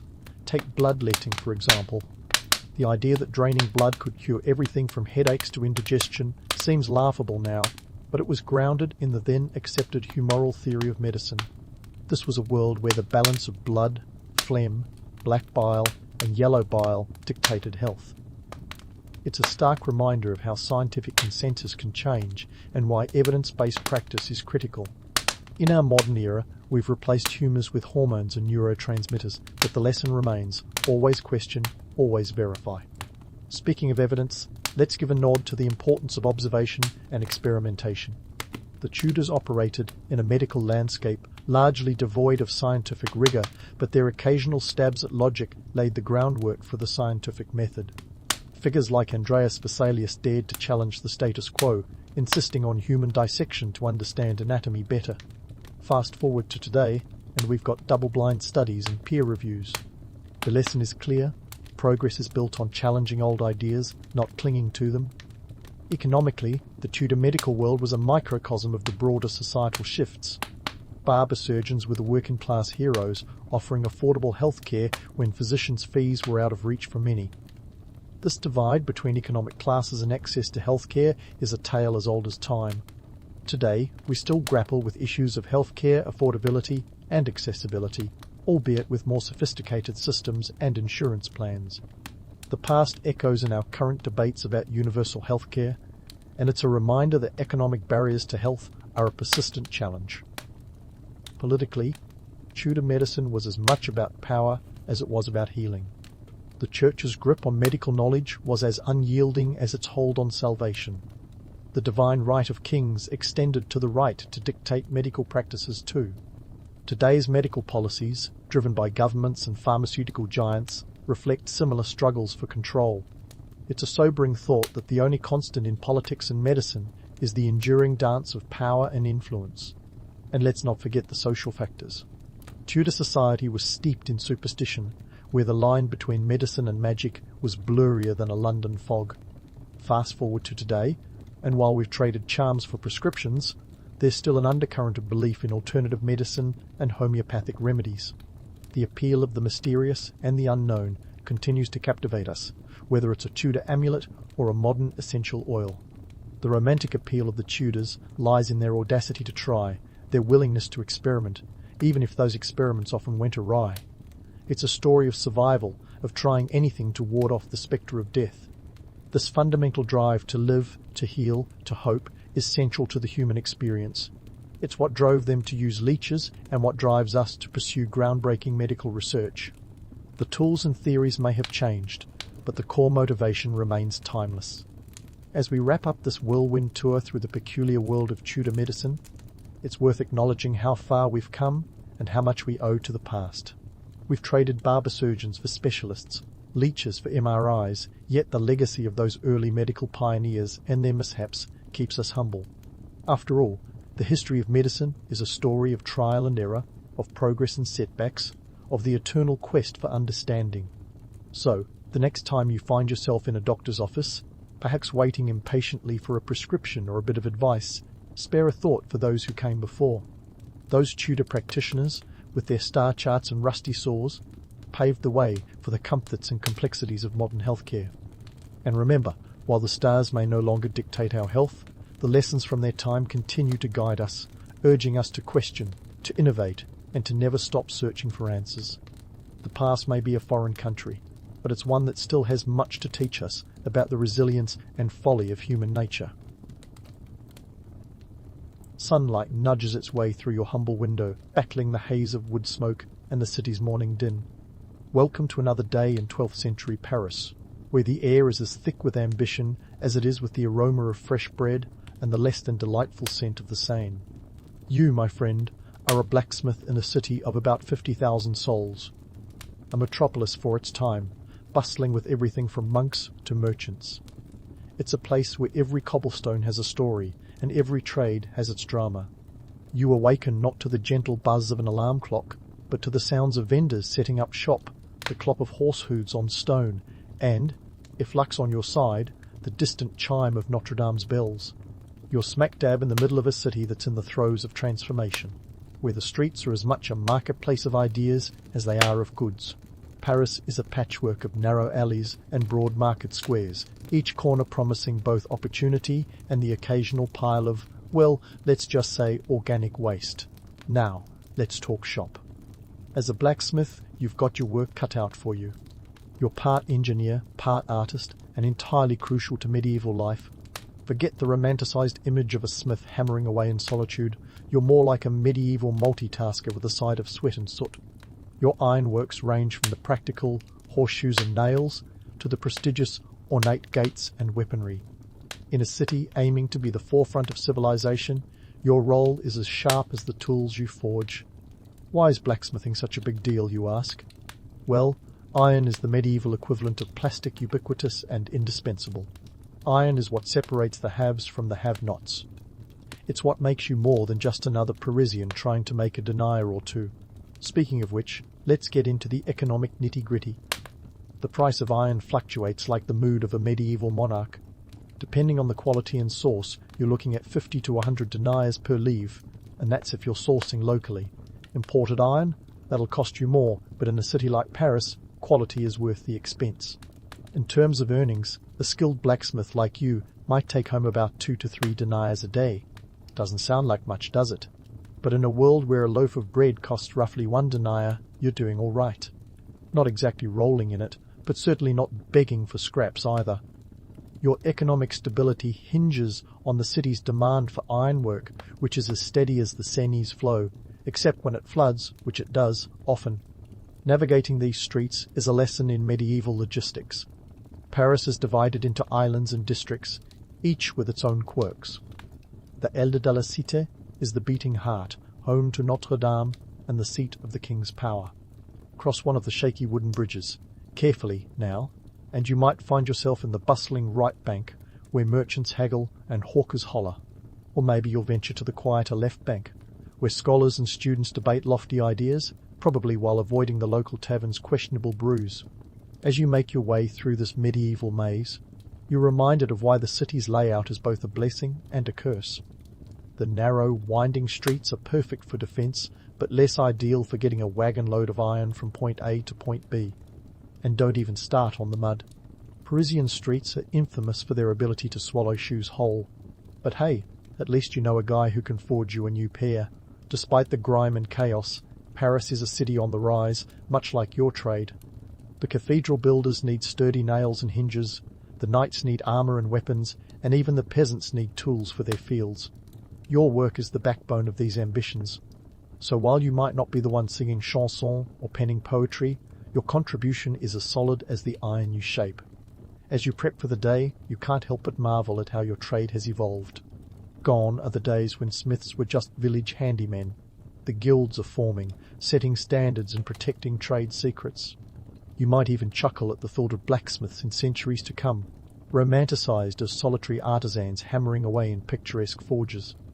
In reality, your life is as much about networking and negotiation as it is about hammer and anvil. And with that, it's time to step into the day. As you head out, the streets of Paris open up before you, a tapestry of sights, sounds and smells that make up your medieval life. Sure, it's a world without smartphones or indoor plumbing, but who needs those when you've got the steady rhythm of the hammer and the promise of a new day's work?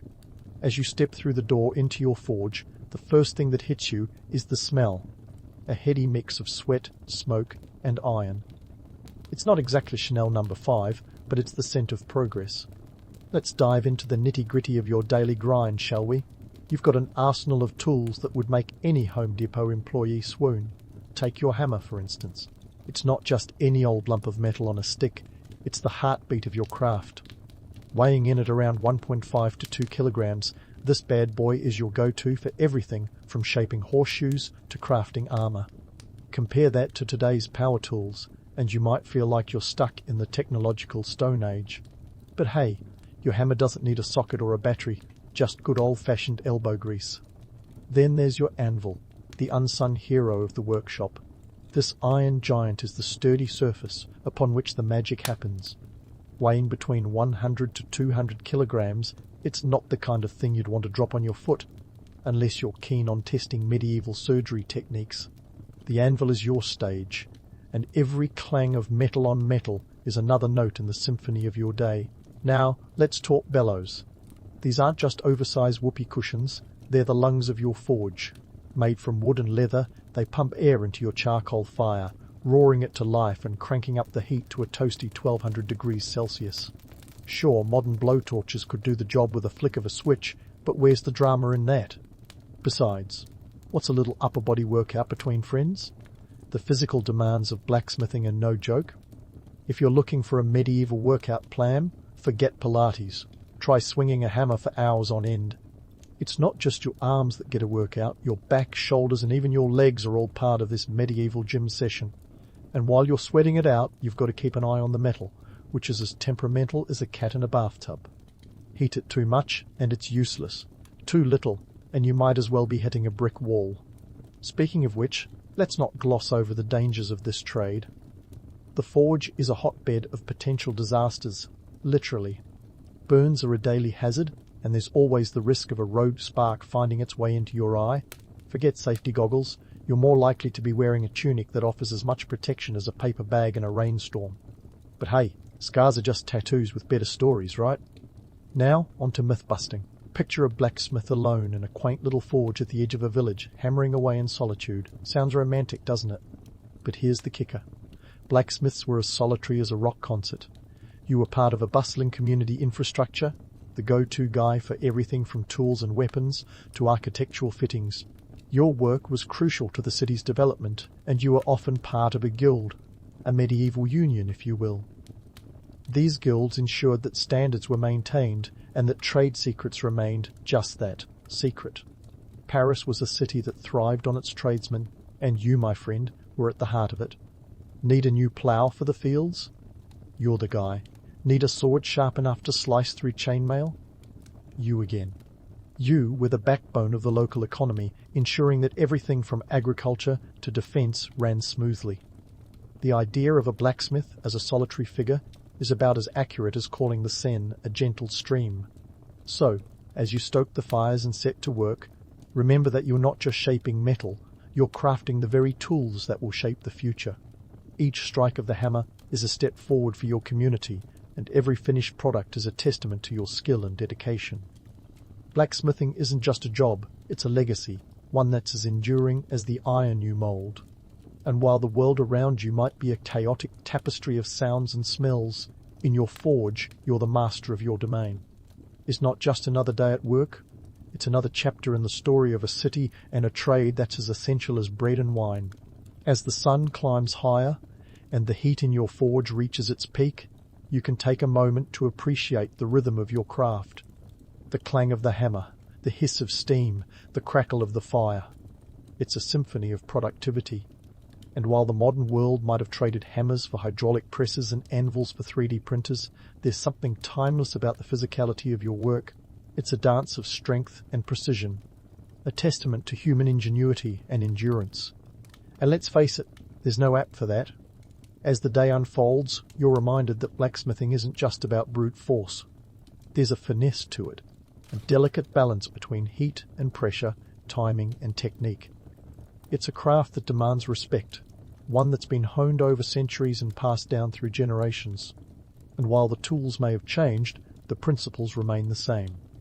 Whether you're crafting a knight's sword or a farmer's plough, it all comes down to the same basic elements: fire, metal, and a whole lot of skill.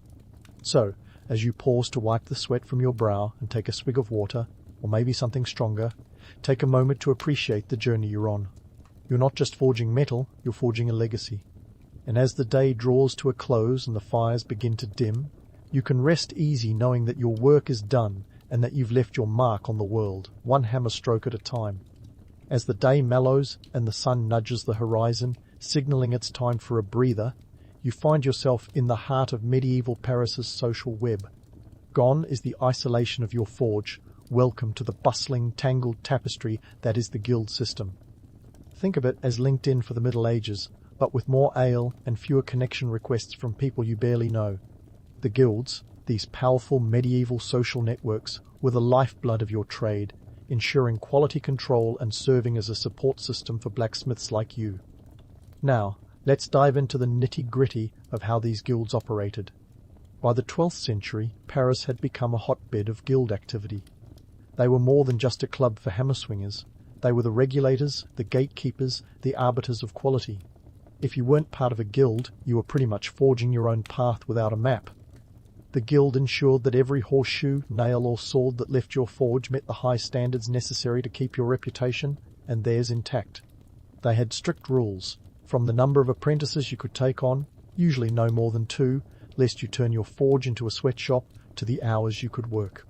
And woe betide any blacksmith who dared to cut corners or skimp on quality. Guild fines were no joke, sometimes reaching up to several livres, a hefty sum that could make or break your economic standing. But guilds weren't just about rules and fines, they were also your medieval social network. Need advice on a tricky piece of ironwork?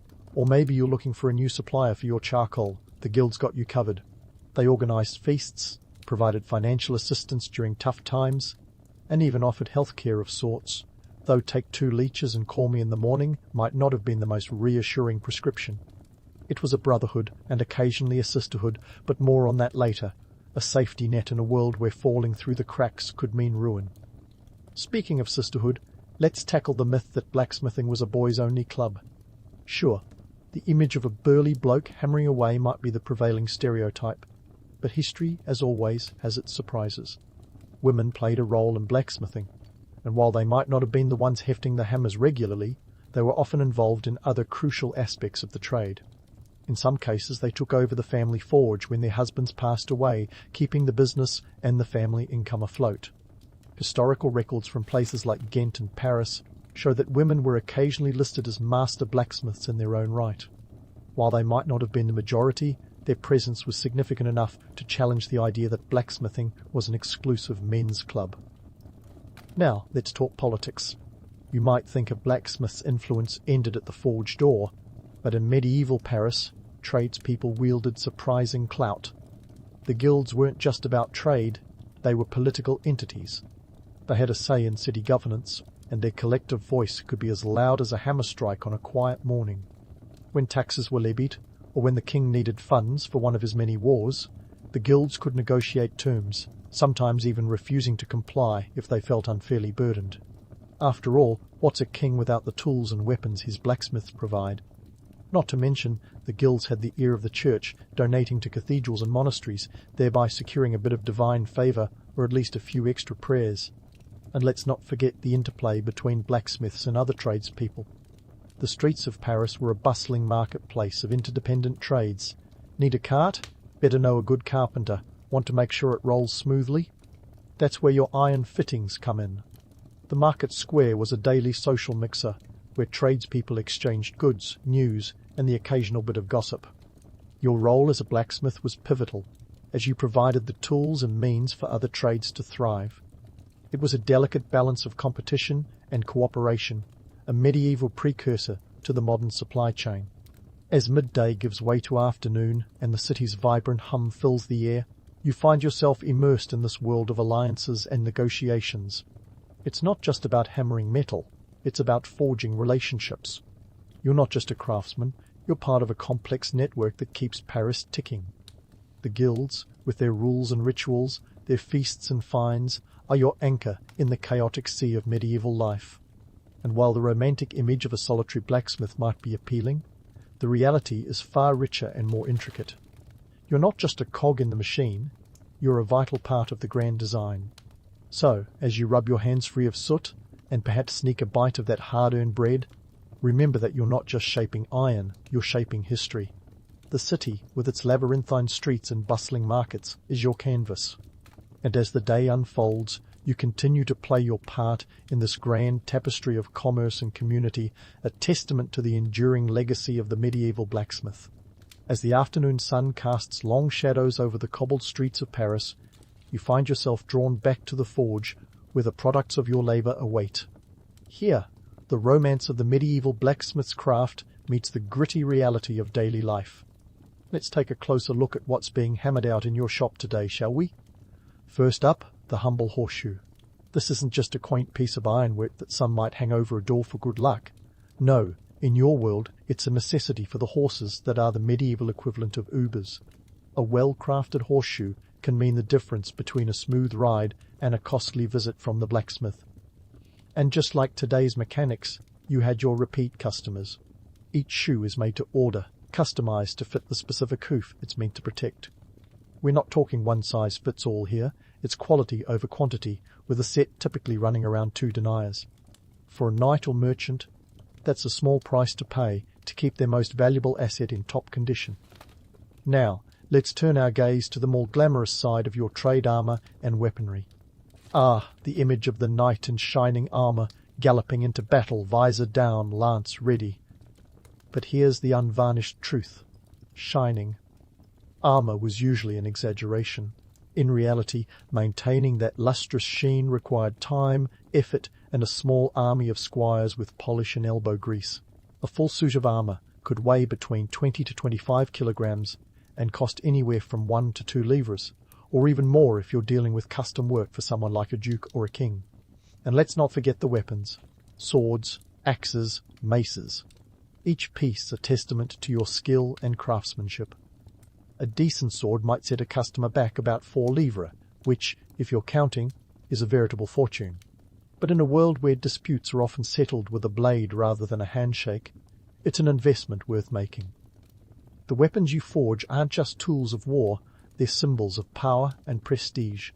And for you, they're a steady source of income. Speaking of war, let's dive into the military implications of your trade. The 12th century is no stranger to conflict, with skirmishes and wars as common as rain in Paris. Your ironwork plays a pivotal role in these battles. From the chainmail that protects a knight to the spearheads used by foot soldiers, your products are literally the backbone of medieval warfare. It's a sobering thought, isn't it? The idea that your work could be the difference between life and death on the battlefield. But such is the dual nature of blacksmithing, a craft of creation and destruction. Let's pivot to the economic side of things for a moment. The iron you work with is a commodity, subject to the whims of supply and demand. Remember those fluctuating prices we talked about earlier? Well, they also affect the cost of your finished products. If there's a war on, the demand for weapons skyrockets, and so do your profits. But in peacetime, you might find yourself diversifying, crafting more mundane items like kitchen utensils or farm tools. It's a constant balancing act, navigating the economic tides while keeping the forge fires burning. Now, about that romanticized image of the knight in shining armour. Let's debunk a few myths. First, the notion that knights were these chivalrous champions, noble in every sense of the word. In reality, many medieval knights were more like medieval bouncers, enforcing the will of their lords and dukes. They were warriors, sure, but also landlords and tax collectors, and their armour was as much about intimidation as it was about protection. And the idea of a knight donning armour in minutes, ready to ride off into battle at a moment's notice? Pure fantasy. Getting dressed could take upwards of an hour with the help of a squire or two. And once clad, their mobility was about as graceful as a tin man on a hot tin roof. The armour was crucial, yes, but it came with its own set of challenges, overheating, limited vision, and the constant clanking that probably drove more than one knight to the brink of madness. Yet despite these gritty realities, there's no denying the allure of the knightly image. It's a symbol of a bygone era, one that still captures the imagination today. But as you go about your work, hammering out the tools that shape both legends and livelihoods, you're keenly aware of the stark contrast between the myth and the reality. You know that behind every polished breastplate is a craftsman like you, working tirelessly to keep the wheels of history turning. And as the afternoon light begins to wane, casting a golden glow over your forge, you take a moment to reflect. Your work is more than just metal and fire. It's a reflection of the world you live in, a world of contrasts and contradictions where beauty and brutality coexist. You're not just forging iron, you're forging history, one hammer stroke at a time. So, as you stoke the embers and prepare for the next task, you can't help but feel a sense of pride. You're part of a tradition that's as enduring as the city itself, a legacy that will be remembered long after the fires of your forge have cooled. The products of your labour are more than just objects, they're artefacts of an age, each one telling a story of its own. And as you continue your work, shaping metal and myth alike, you remain a steadfast witness to an era that's as fascinating as it is complex. As the sun sets and the shadows deepen, you lean back, listening to the city's hum transform into a more subdued melody. The forge cools, and with it, the frenetic pace of your day winds down. There's something almost poetic about the glow of embers in the twilight, a reminder of the cyclical nature of your work. Today you've shaped metal, tomorrow you'll do it all over again. You can't help but reflect on how your craft fits into the grand tapestry of history. In the 12th century, blacksmithing was a cornerstone of civilization. You were part of the lifeblood of Paris, a city that was a medieval metropolis before such a term even existed. With around 50,000 residents, Paris was a bustling hub of commerce and culture, where every clang of your hammer contributed to the city's pulse. Your work was essential for the infrastructure of life, from the mundane tools of daily existence to the grand architectural projects like Notre Dame, whose construction was as much a feat of engineering as it was of artistry. But while you're crucial now, the winds of change are always blowing, and they're carrying whispers of something new, industrialization. Fast forward a few centuries, and the craft that defines your days will be transformed by the advent of machines. The Industrial Revolution, that future juggernaut of change, will take your intimate, manual labor and scale it up to factory levels. The blacksmith's forge will eventually be replaced by the factory floor, and the hammer will become a symbol of an era that was both simpler and infinitely more complex. This shift will come with its own set of challenges and opportunities. For one, the mass production of metal goods will make everyday items more accessible yet less personal. The delicate balance between craftsmanship and mass production will redefine labor, as the artisan's touch gives way to mechanized efficiency. But for now, that's just a distant storm on the horizon, and you remain at the heart of the city's economic engine, a vital cog in the societal machine. Your work isn't just about bending metal to your will, it's about shaping the very society you live in. On the social front, blacksmiths like you are the unsung heroes of the medieval world. Your trade is a social equalizer, providing the tools that enable others to thrive. Whether it's the farmer needing a plough or the knight demanding a sword, your ironworks are the great enablers of medieval society. And let's not forget that the guilds you're part of are more than just trade organizations. They're bastions of social welfare. They take care of their own, providing a safety net that predates modern social security by centuries. Politically, the blacksmith's role is less direct, but no less significant. Your guilds wield influence in city affairs, often serving as a voice for the collective interests of tradespeople. When a king needs funds for a new war or a cathedral project, he'd better think twice before alienating the very guilds that supply the iron for his ambitions. In a way, you're a quiet power behind the throne, ensuring that the wheels of governance continue to turn smoothly. As you ponder these things, a thought strikes you. Blacksmiths might not be enshrined in the annals of history like kings and conquerors, but their legacy is just as enduring. You are the architects of the everyday, the creators of the tools that have driven progress for centuries. The anvil might not be as glamorous as a throne, but it's every bit as important. This is where the romanticism of the blacksmith's life meets the harsh light of reality. The image of a lone craftsman toiling away in a quaint village forge is a captivating one, isn't it? But the truth is far more complex. You're part of a bustling city, a network of tradespeople who rely on one another to keep the city's heart beating. Your work is demanding and dangerous, yet it's also deeply rewarding. It's a life of grit and grime, of sweat and soot, but it's also a life of creation and contribution. And this is the legacy you leave behind, a tradition of craftsmanship that has been passed down through generations, evolving with each era yet remaining true to its roots. The blacksmiths of tomorrow, whether they wield a hammer or a hydraulic press, will owe a debt to the artisans of today.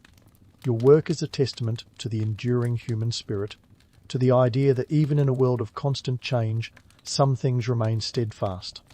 As the darkness deepens, you step away from the forge, the day's work done.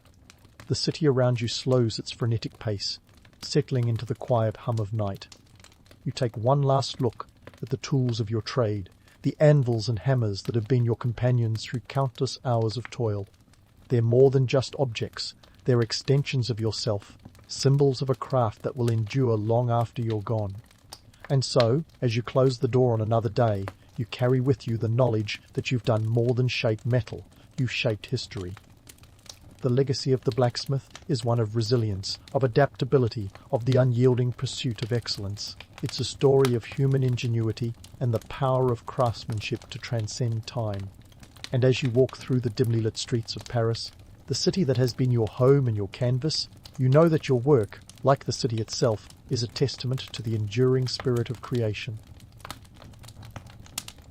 Your eyelids part to the sound of Thebes coming to life, like an orchestra tuning up before a grand performance. The sun's just peeking over the horizon, and already the city hums with the buzz of traders setting up stalls, farmers leading donkeys loaded with goods, and the occasional shout of a servant chasing after a wayward goose. It's the 13th century BC, and you, my friend, are an Egyptian scribe, one of the literate few in a sea of hieroglyphic challenged souls. You roll out of bed, your feet meeting the cool floor of your modest abode. As a scribe, you're the ancient equivalent of a rock star in a world where only about 1% of the population can read and write. Okay, maybe not a rock star, but you're definitely more important than the guy selling onions in the market. Your skills are crucial to the economic engine of Thebes, where you keep track of temple accounts and manage land records. Without you, things would descend into chaos faster than a chariot race gone wrong. Breakfast is your first order of business. You break your fast with a hearty meal of bread and beer. Ah yes, beer, the breakfast of champions. In ancient Egypt it's more common than water because it's safer to drink, thanks to the fermentation process that kills off any nasty bacteria. Bread and beer might not sound like a balanced meal to us today, but it's how you get your carbs and hydration in one go. Plus, the bread is made from emmer wheat high in fibre and perfect for keeping you regular. As you munch on your breakfast, let's talk about the economic landscape you navigate daily. Thebes is a vibrant hub, bustling with activity and commerce. But beneath the allure of pyramids and temples, there's the gritty reality of bureaucracy. You might think a scribe's life is glamorous. After all, you're working for the temples and the pharaoh himself. But let's debunk that myth. Your pay isn't measured in gold, but in goods like grain, fish and beer. It's a system called the corvée, where labour can be exchanged for goods. Sure, you won't be buying a new linen tunic every week, but you'll have enough to keep you and your family comfortable. Now, about those work hours. Forget the modern 9 to 5, your days are dictated by the sun. You start when Ra, the sun god, begins his journey across the sky, and you wrap up as he descends. It might sound poetic, but it means long, hot days with no air conditioning in sight. You're toiling under the relentless Egyptian sun, and no amount of papyrus can shield you from its rays. Contrary to the myths, your work isn't all about crafting poetic hymns or penning Pharaoh's exploits. Much of your time is consumed with mundane tasks, tabulating harvest yields, recording transactions, and ensuring every grain of barley is accounted for in temple records. You're the ancient version of an accountant, and while it's not glamorous, it's absolutely essential. Without your meticulous record-keeping, the economy would falter, and the divine order, or Ma'at, would be at risk. Scribes like you are the backbone of Egyptian administration. You work alongside other officials, priests, and artisans, keeping the wheels of the state turning smoothly. It's a web of relationships and hierarchies, and you navigate it with the finesse of a diplomat. You're not just writing, you're interpreting laws, managing communications, and sometimes even engaging in a bit of espionage for the temple, because knowledge is power, and you've got it in spades. So, as you finish your breakfast and prepare for another day, remember this. You might not be carving your name in history books, but your work is vital. Thebes thrives because of scribes like you, and while the romantic tales of pharaohs and pyramids capture imaginations, it's your daily grind that keeps the city functioning. As you head out the door, papyrus scrolls in hand, ready to tackle the day's records. Take a moment to appreciate your role in this grand civilization. You're not just a scribe, you're a cornerstone of ancient Egyptian society. With your papyrus scrolls tucked under your arm, you strut down the dusty streets of Thebes like you own the place. It's not arrogance, it's just the confidence of someone who knows that without your nimble fingers and sharp mind, the city might as well be trying to dance with two left feet. You're headed to the scribal office, the bustling heart of Egyptian bureaucracy, where the hum of work is as constant as the Nile's flow. This isn't just a job, it's a calling, and you're about to dive into a world where the pen, or reed in this case, is mightier than the sword. Before we step inside this bustling hive of activity, let's talk tools of the trade. Your reed pen is your Excalibur, a slender piece of cut reed that, with a bit of skill, can create lines as fine as Cleopatra's eyeliner. Papyrus, on the other hand, is your canvas.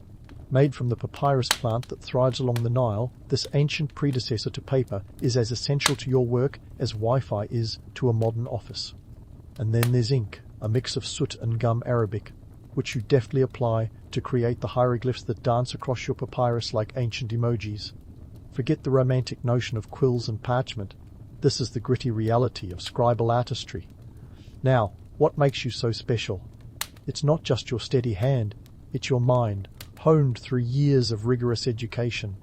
Becoming a scribe isn't a casual career choice, it's a lifelong commitment. You didn't just wake up one day and decide, hey, I'll be a scribe. No, you were plucked as a young lad from the masses and thrown into the scribal school, where you learned the sacred art of reading and writing. The curriculum is no walk in the park, it's more like a marathon. You studied everything from mathematics to spellbinding texts, ensuring you could handle any task thrown your way, from calculating tax levies to transcribing religious texts. Here's the kicker. While only about 1% of the population could read and write, those who could were catapulted into the upper echelons of society. Literacy was your golden ticket, making you a VIP at the royal court. Your skills were not just about vanity or prestige, they were vital to the state's smooth functioning. Without scribes, pharaohs would have trouble keeping tabs on their vast empires. Imagine trying to organize a kingdom without record keeping. It would be like trying to assemble IKEA furniture without instructions. As you enter the scribal office, the air is thick with the scent of ink and the low murmur of voices deep in concentration. It's a place where the mundane meets the monumental. You're not just jotting down shopping lists, you're documenting history, recording treaties, and keeping the economy humming. You might be seated next to a fellow scribe working on temple inventories, while another meticulously drafts the latest decree from the pharaoh's court. The office is a symphony of scribes, each playing their part in the grand opera of Egyptian administration. Let's talk politics. Record-keeping wasn't just about counting beans, it was the lifeblood of political power. Pharaohs relied on the meticulous records you kept to maintain control over their vast territories. After all, it's hard to be a god king if you can't remember who owes you tribute. Your work ensured that the state machinery ran like a well-oiled chariot, from tax collection to legal matters. And let's not forget the subtle art of manipulation. Diplomacy. Accurate records could be used as leverage in political negotiations, ensuring that Egypt's interests were always protected. It's not all serious business. There's room for a bit of mischief too. Every now and then, you might find yourself embroiled in a little intrigue, passing along information that could tip the scales of power. Knowledge is a double-edged sword, and as a scribe, you wield it with finesse. You are the eyes and ears of the state. Your pen, a silent witness to the machinations of power. It's a heady responsibility, but hey, someone's got to do it. As the day unfolds, you might find yourself tackling everything from tallying grain stores to drafting legal contracts. It's a job that requires precision, patience, and the ability to see the bigger picture. You're not just a cog in the machine. You're the grease that keeps it running smoothly. And while the romanticized tales of Egyptian grandeur might focus on pyramids and pharaohs, it's the scribes who quietly ensure that the wheels of history keep turning.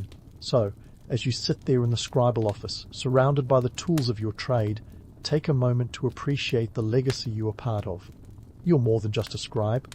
You're a guardian of knowledge, a keeper of secrets, and a silent architect of one of history's greatest civilizations. And as the sun casts its golden glow through the window, illuminating your work, remember that while the pharaohs might have their names etched in stone, it's your ink that gave them their immortality. With your ink-stained fingers tapping the edge of your papyrus, the midday sun signals a break from the whirlwind of hieroglyphs and numbers.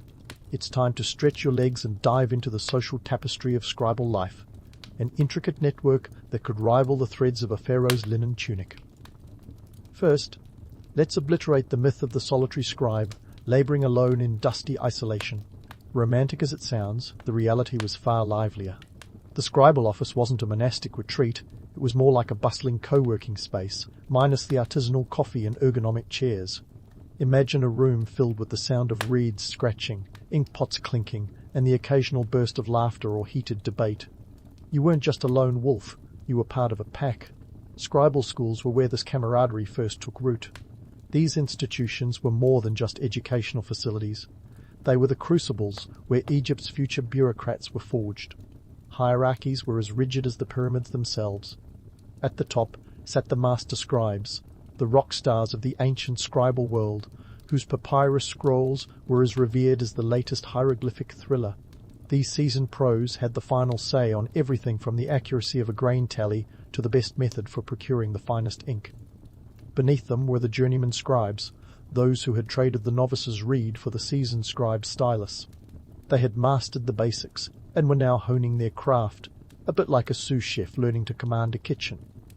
Then came the apprentices, still wet behind the ears and eager to impress. Their days were filled with copying texts, making ink, and fetching supplies. A scribal apprenticeship was no walk in the oasis, but it was a crucial step on the path to mastery. Now, let's not pretend these scribal schools were all sunshine and papyrus. Rivalries could be as intense as a Nile flood. You see, competition wasn't just encouraged, it was expected. Who could draft the most eloquent letter to the pharaoh? Who could calculate the most accurate tax levy? These contests were the ancient equivalent of a workplace hackathon, minus the snack breaks and team-building exercises. The prize? Prestige, and maybe a few extra rations in your pay. Yet, despite the occasional quill measuring contest, the camaraderie among scribes was a powerful bond. You shared not only your workspace, but your lives. You commiserated over the latest decree from the pharaoh that needed transcribing by sunset, and you celebrated when a fellow scribe's calculations saved the temple a hefty sum. Your colleagues were your allies, your confidants, and sometimes your fiercest competitors. Together, you formed a community that was as tightly knit as a pharaoh's headdress. The social life of a scribe extended beyond the office too. Midday breaks were an opportunity to gather with your fellow scribes at a local tavern, where you could unwind with a mug of beer that was more foam than liquid. Here, you'd swap tales of daring accounting feats, argue over the merits of different papyrus suppliers, and perhaps even engage in a bit of light-hearted gossip about who had caught the eye of the temple priestess. These moments of levity were essential, providing a counterbalance to the weighty responsibilities that awaited back at the scroll-strewn desk. As you mingled with your peers, you also navigated the complex web of relationships that defined your profession. Friendships were forged and broken over shared work, but alliances were equally important. You had to know who to turn to when you needed a favour, whether it was a quick peer review of your latest scroll or a timely word in the ear of the chief scribe. The scribal world was as much about politics as it was about penmanship. And speaking of politics, let's not ignore the power dynamics at play. Being a scribe wasn't just a job, it was a gateway to influence. You were privy to sensitive information, from tax records to temple decrees, which meant your quill could be as sharp as any dagger. In a society where knowledge was currency, you were in the enviable position of having a little bit of both. This is where the myth of the solitary scribe might have some truth. Sometimes, the best way to wield power was in the shadows, away from the prying eyes of rivals and superiors. But despite the whispers and machinations, the heart of scribal life was collaboration. The scribes of ancient Egypt were a testament to the power of collective effort. Each scroll, each record, was a product of shared knowledge and expertise. You might have been the one holding the pen, but the words flowed from a wellspring of communal wisdom. So, as you returned to your desk, fortified by camaraderie and a hearty, if frothy, mug of beer, Remember that your work is a sum greater than its parts. You're not just a solitary figure hunched over a scroll. You're part of a legacy that stretches across generations and dynasties. Your ink-stained fingers are crafting the story of a civilization, one hieroglyph at a time. And while the pharaohs might get the statues, it's your ink that gives their legacy life. As the afternoon sun begins its descent, casting long shadows across the office, you're reminded that in the grand tapestry of history, you're not just a thread, you're part of the weave itself, one that binds together the stories of the past into the fabric of eternity. As you watch the shadows lengthen across the scribal office, it's time to swap your ink-stained fingers for a pair of sandals and venture beyond the papyrus-strewn confines to document the day's transactions. You've got a date with some temples and construction sites, and trust me, it's more thrilling than it sounds.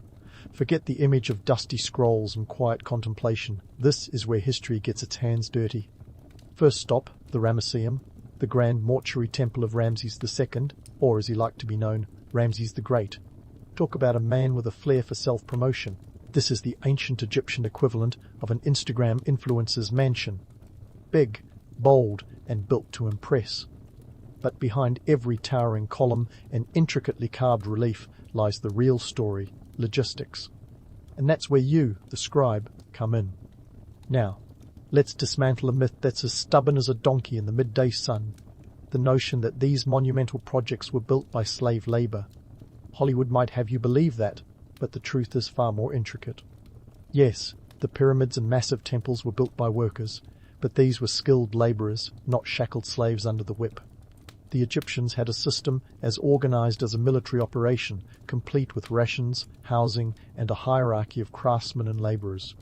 You might even call it an ancient union. As a scribe, your job is to ensure that every worker gets their due rations of bread, fish, and beer. Think of it as payroll with a gastronomic twist. You're not just jotting down numbers, you're keeping the workforce fueled. You've got to account for hundreds of workers, from stonemasons to artists. And since Ramses was known for his grandiosity, let's just say there's a lot to document. The Ramesseum wasn't just built, it was orchestrated, and you're the maestro with a reed pen. With the sun beating down, you head to the construction site, where the air is thick with the sound of chisels and the smell of fresh stone. It's a hive of activity. Skilled artisans carve hieroglyphs that will tell the stories of Ramses' exploits, real and imagined. Meanwhile, labourers haul limestone blocks, each weighing about 2.5 tons. How do they move these behemoths without cranes or bulldozers, you ask? Ingenious use of levers, sleds, and a bit of elbow grease. The Egyptians were nothing if not resourceful. Now, about those rations. Your records ensure that every worker receives their fair share. It's a delicate balancing act because unhappy workers mean delayed projects, and delayed projects mean a grumpy pharaoh. And trust me, no one wants to be on the wrong side of Ramses the Great. So, you meticulously document each transaction, making sure the flow of resources is as steady as the Nile in flood season. But it's not just about keeping workers fed. Your records also include the allocation of materials, copper tools, wooden beams, and pigments for those vibrant murals. Everything has to be accounted for, down to the last grain of barley. It's like running a giant construction company, and you're the CFO, COO, and HR manager rolled into one. As you jot down the details with your trusty reed pen, you can't help but admire the sheer scale of it all. The Ramesseum is a testament to human ingenuity and ambition, each stone a piece of the puzzle. And while Ramses might get the glory, it's the scribes and workers who make it happen. You're the unsung heroes of this monumental endeavour, your ink ensuring that every chiseller and painter knows their place in this grand symphony. Once the day's transactions are documented, it's time to head to the temple. Temples aren't just religious centres, they're economic powerhouses, with vast estates and huge staffs. Today's task involves checking in on the temple granaries, where grain is more valuable than gold.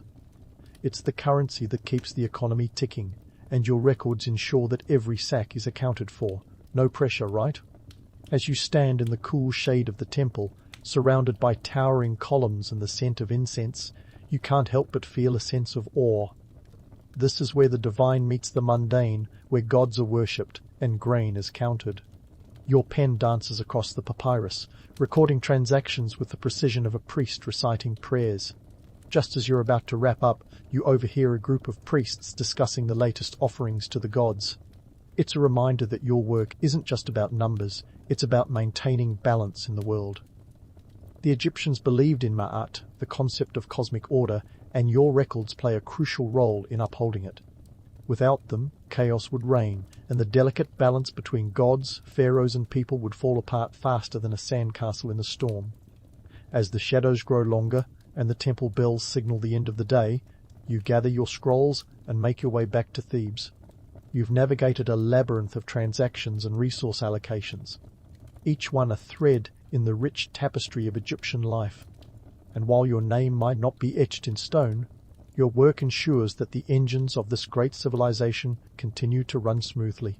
So, as you walk the dusty streets of Thebes, your mind buzzing with numbers and hieroglyphs, remember this: you're not just a scribe. You're a linchpin in the grand machinery of ancient Egypt, a guardian of order in a world where chaos is always lurking.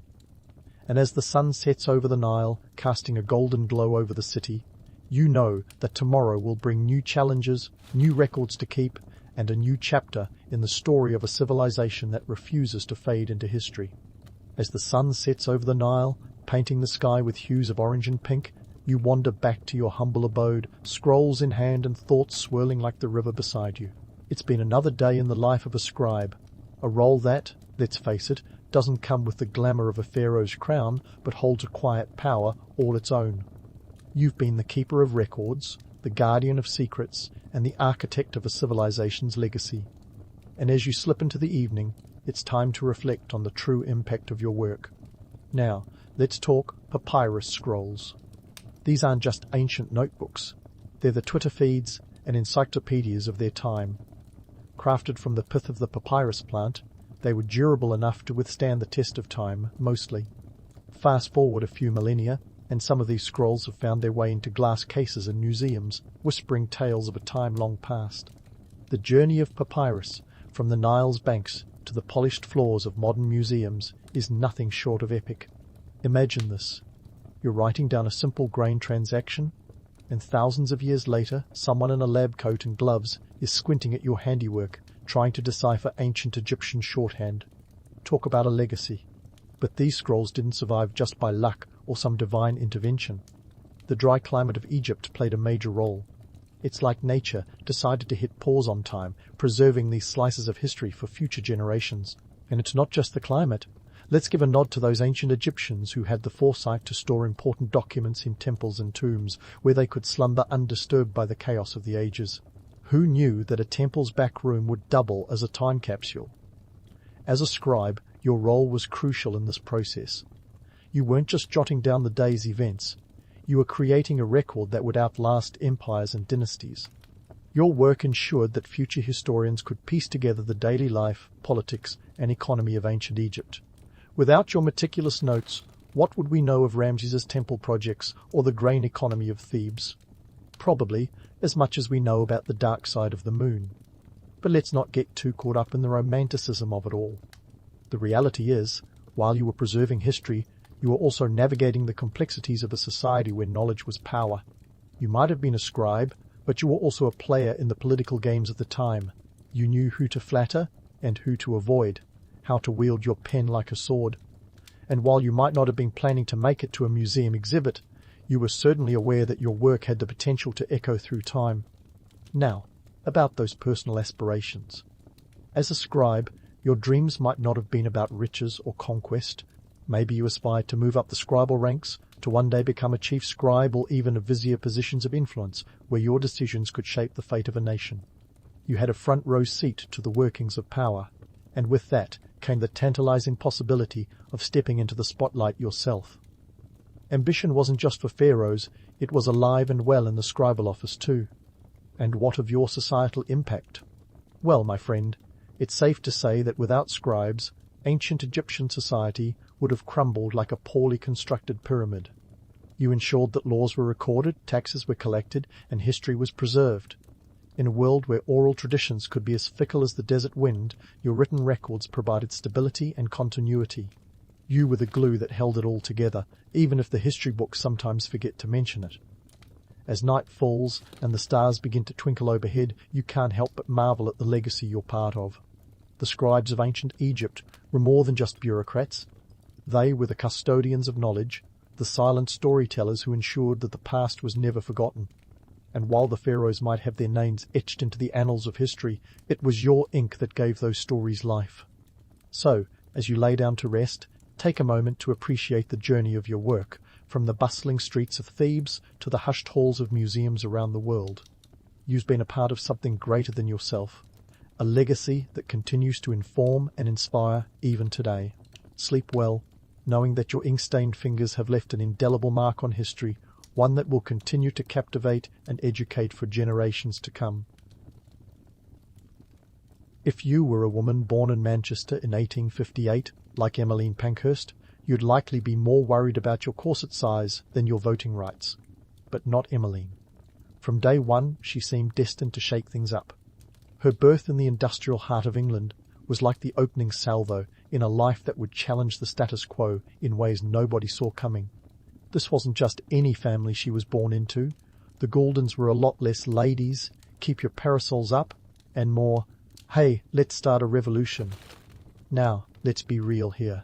The Goulden household was not your average Victorian family. While most people were busy trying to keep up appearances, Emmeline's parents were busy dismantling them.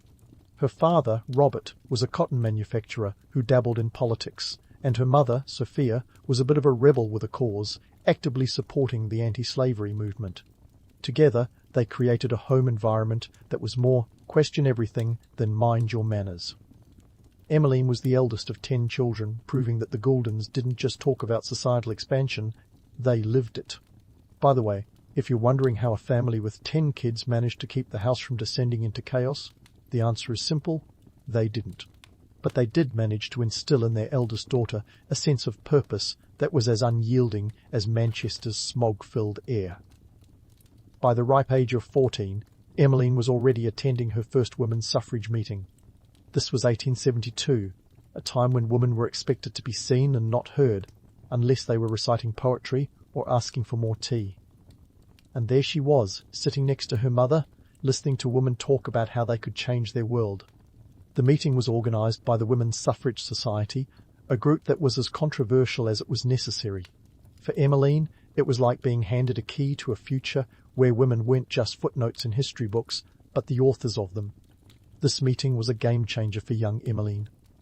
Imagine a teenager today stumbling upon a secret club that discusses overthrowing the government, except swap out the government with the patriarchy, and you've got the picture. It was the first time she realised that the world was a stage, and she didn't just have to be an extra. She could be the director. Now, let's debunk a little myth here.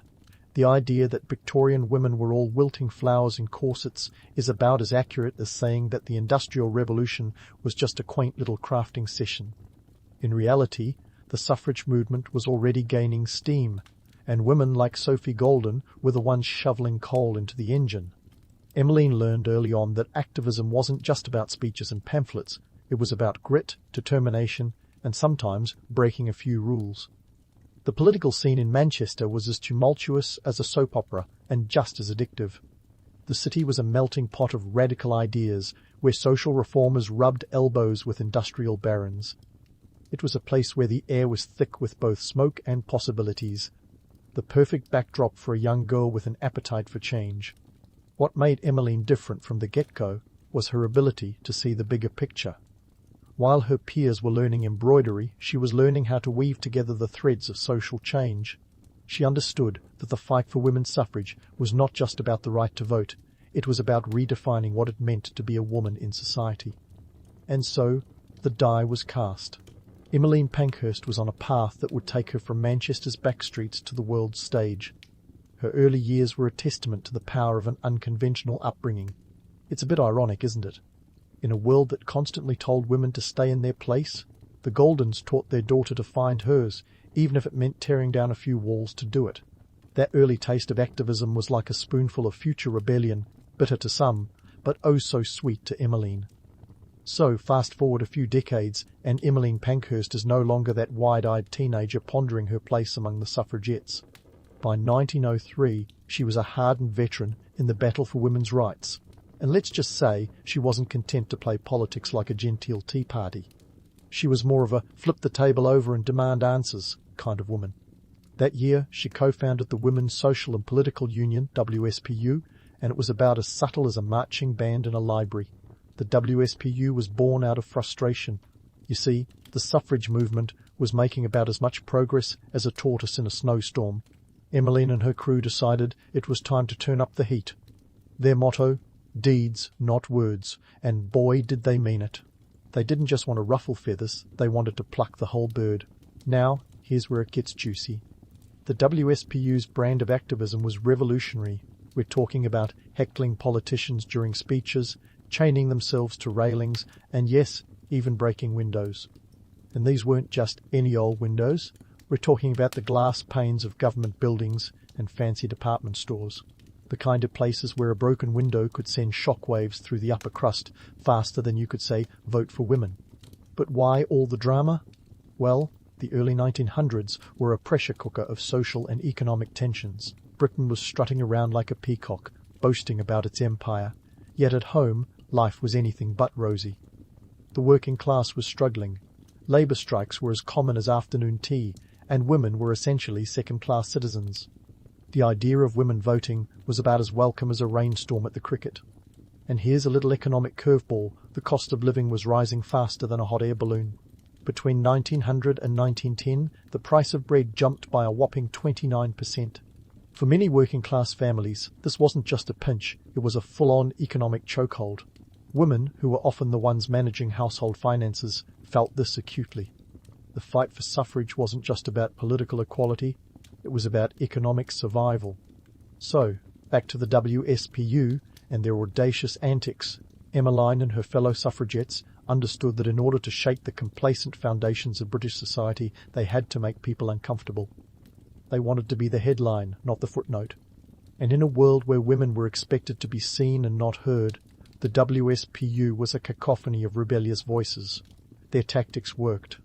Newspapers couldn't resist the stories of women being dragged from public meetings or the sight of suffragettes being arrested for causing a ruckus. It was like the media couldn't decide if it was scandalized or thrilled. The public was equally divided. Some saw these women as heroes, others viewed them as nuisances. But what's a little controversy when you're trying to rewrite history? A quick myth-busting detour. There's this romantic idea that every suffragette was a posh lady throwing her pearls aside to join the cause. In reality, the WSPU was a melting pot. Yes, there were women of privilege, but there were also factory workers, teachers, and shop clerks.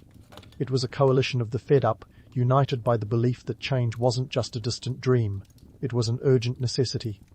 The WSPU didn't just challenge the establishment, they challenged societal norms. For instance, they organised massive marches, like the 1908 Women's Sunday, where around 500,000 people gathered in Hyde Park. That's 500,000 voices demanding change, a sea of humanity that must have seemed to the establishment like a tidal wave, ready to crash over their carefully manicured lawns. Of course, not everyone was on board with these radical tactics. Even within the suffrage movement, there were those who thought the WSPU was going too far, too fast. But Emmeline and her comrades weren't about to let a little dissent slow them down. They were on a mission, and missions, as history often shows us, aren't for the faint of heart. So, as the WSPU continued to ramp up their activities, the world watched in a mix of horror and admiration. Emmeline Pankhurst wasn't just leading a movement, she was orchestrating a social revolution. And let's be honest, she was having more fun than a Victorian lady in a hat shop. The stakes were high, the challenges immense, but for Emmeline and the WSPU, the mantra was clear: no risk, no reward. And if that meant smashing a few windows along the way, well, so be it. After all, sometimes you have to break a few panes to let the light in. As the WSPU's rebellious antics continued to rattle the establishment, the government decided it was time to play a little game of their own. Into the Cat and Mouse Act of 1913, officially known as the Prisoners' Temporary Discharge for Ill Health Act. Trust politicians to slap a bureaucratic label on what was essentially a game of legal hopscotch. The act was designed to deal with those pesky, hunger-striking suffragettes who had the audacity to refuse food in protest. The government's brilliant strategy? release them when they teetered on the brink of death, then rearrest them once they'd had enough time to recuperate, like a twisted version of catch and release, but with more corsets and fewer fish. Picture this: Emmeline Pankhurst, the indefatigable leader of the WSPU, being released from prison, looking like she'd just returned from a Victorian health spa, only to be snatched back once she'd regained her strength. The absurdity was almost comical, if it weren't so serious. The government was essentially playing a game of, now you see her, now you don't, with the suffragettes, hoping to wear them down without creating martyrs. Spoiler alert, it didn't work. Instead, it added a layer of absurdity to an already charged political atmosphere, as if the whole movement was being scripted by a playwright with a penchant for dark comedy. The public reaction was a mix of horror and fascination. Here was a government so terrified of granting women the vote that it was willing to engage in a bizarre cycle of imprisonment and release. The suffragettes, for their part, seized the opportunity to turn this farce into a spectacle that attracted even more attention to their cause. The Cat and Mouse Act was a PR disaster for the government, but a boon for the suffrage movement. It was like a political boomerang intended to silence the suffragettes but somehow swinging back to hit the establishment squarely in the face. Emmeline Pankhurst, ever the strategist, used this to her advantage. She was arrested multiple times under the Act, each occasion turning into a media event. Emmeline, with her characteristic flair, didn't just endure these imprisonments, she weaponized them. Her defiant spirit, in the face of repeated arrests, won her admiration from the public, even those who might have previously dismissed the suffragette cause as too radical. She became a symbol of resilience, a real-life David, taking on the Goliath of British patriarchy with nothing but sheer will and an ironclad sense of justice. And let's talk numbers for a moment. By 1913, the hunger strikes orchestrated by the WSPU had become so frequent that the government was forced to release approximately 100 suffragettes under the Act. This wasn't just a handful of women making a point. It was a full-scale movement that the establishment couldn't ignore. The cost of imprisoning, releasing, and rearresting these women was not just financial, it was a political and social cost that the government was increasingly unable to bear. The Cat and Mouse Act inadvertently humanized the suffragettes in the eyes of the public. These weren't just women fighting for a political cause, they were individuals who were willing to endure physical suffering for their beliefs. It was hard not to feel a pang of sympathy for women who were so committed that they would rather starve than submit. The Act, intended to break the suffragette spirit, instead broke the public's indifference. In the grand chess game of suffrage politics, the government's move was a blunder. The spectacle of women being dragged in and out of prison, their health deteriorating, only to be rearrested, painted the establishment as petty and vindictive. Meanwhile, the suffragettes came across as heroic and steadfast. They weren't just demanding the vote, they were demanding dignity. Emmeline's response to the Cat and Mouse Act was as spirited as one would expect. She didn't just sit back and let the government play its game. No, she took the opportunity to rally more support for the cause, highlighting the absurdity of the situation at every turn. Her speeches, often delivered from the back of a car or the steps of a courthouse, were a masterclass in rhetoric. She called out the government's cowardice and hypocrisy, painting a picture of a regime so scared of granting women a voice that it resorted to what was effectively legal harassment.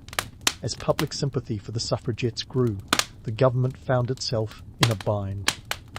The Cat and Mouse Act was supposed to be a clever solution to a political problem, but it turned into a public relations nightmare. Instead of quelling the suffrage movement, it fanned the flames of public interest and support. People who had previously been indifferent or even hostile to the suffragette cause began to question why the government was so desperate to silence these women. The economic context added another layer of complexity. Britain, in the early 20th century, was grappling with social and economic issues that made the suffrage debate even more pressing. Industrialisation had transformed the country into an economic powerhouse, but it also created stark inequalities. Women, who were increasingly part of the workforce, were still denied a say in how the country was run. The idea that they should be excluded from the political process was becoming increasingly untenable. In this climate, the suffragettes' message resonated with a broader audience. The Cat and Mouse Act may have been intended as a deterrent, but it ended up being a catalyst for change. The public, witnessing the injustice of the situation, couldn't help but be moved. The government's attempts to stifle the movement only made it stronger, proving once again that sometimes the harder you try to suppress a movement, the more power you give it. So, as Emmeline Pankhurst and her fellow suffragettes continued their fight, the world began to take notice. The Cat and Mouse Act became a symbol of the struggle, a reminder of the lengths to which the establishment would go to maintain the status quo. But it also became a testament to the suffragettes' tenacity, their ability to turn adversity into opportunity and transform public perception in their favour. In the end, the Cat and Mouse Act was more than just a legal manoeuvre. It was a turning point in the suffrage movement. It exposed the absurdity of the government's position and highlighted the suffragettes' courage and resilience. Emmeline Pankhurst, ever the tactician, turned each arrest into a victory, proving that sometimes the best way to win a battle is to let your opponent's mistakes do the work for you. And as the world watched this political theatre unfold, it became clear that the suffragette movement was not just a footnote in history, it was a headline, a harbinger of the change that was to come. As the world watched this political theatre unfold, another storm was brewing on the horizon, one that would change the course of history and the fate of women's suffrage. Enter World War I, the global conflict that made the suffrage movement look like a rehearsal dinner for a much larger, much bloodier affair. Just as the world seemed poised to see how far the suffragettes could push the envelope, the assassination of Archduke Franz Ferdinand in 1914 pulled the rug from under everyone's feet. Suddenly, the fight for the right to vote took a back seat to the fight for survival. Emmeline Pankhurst, ever the strategist, saw the war as both a challenge and an opportunity. The government needed all hands on deck, and here was a chance to demonstrate that women weren't just capable of breaking windows, they could break gender norms too. So, in a move that left many of her supporters scratching their heads, Emmeline pivoted. She put the suffrage campaign on hold and threw her weight behind the war effort. It was like watching a rock band shelve their guitars to join a classical orchestra, unexpected but undeniably impactful. Now, let's chew on this pivot for a moment. It was a controversial move, akin to a protester suddenly supporting the very system they'd been railing against. But Emmeline had a knack for seeing the bigger picture. She realised that supporting the war could be a fast track to proving women's indispensability to the nation. The WSPU rebranded itself as the Women's Party, urging women to do their bit for king and country. This wasn't just a PR move, it was a masterstroke in realpolitik. Here's the kicker. Emmeline's decision wasn't just about patriotism, it was about economics and social dynamics.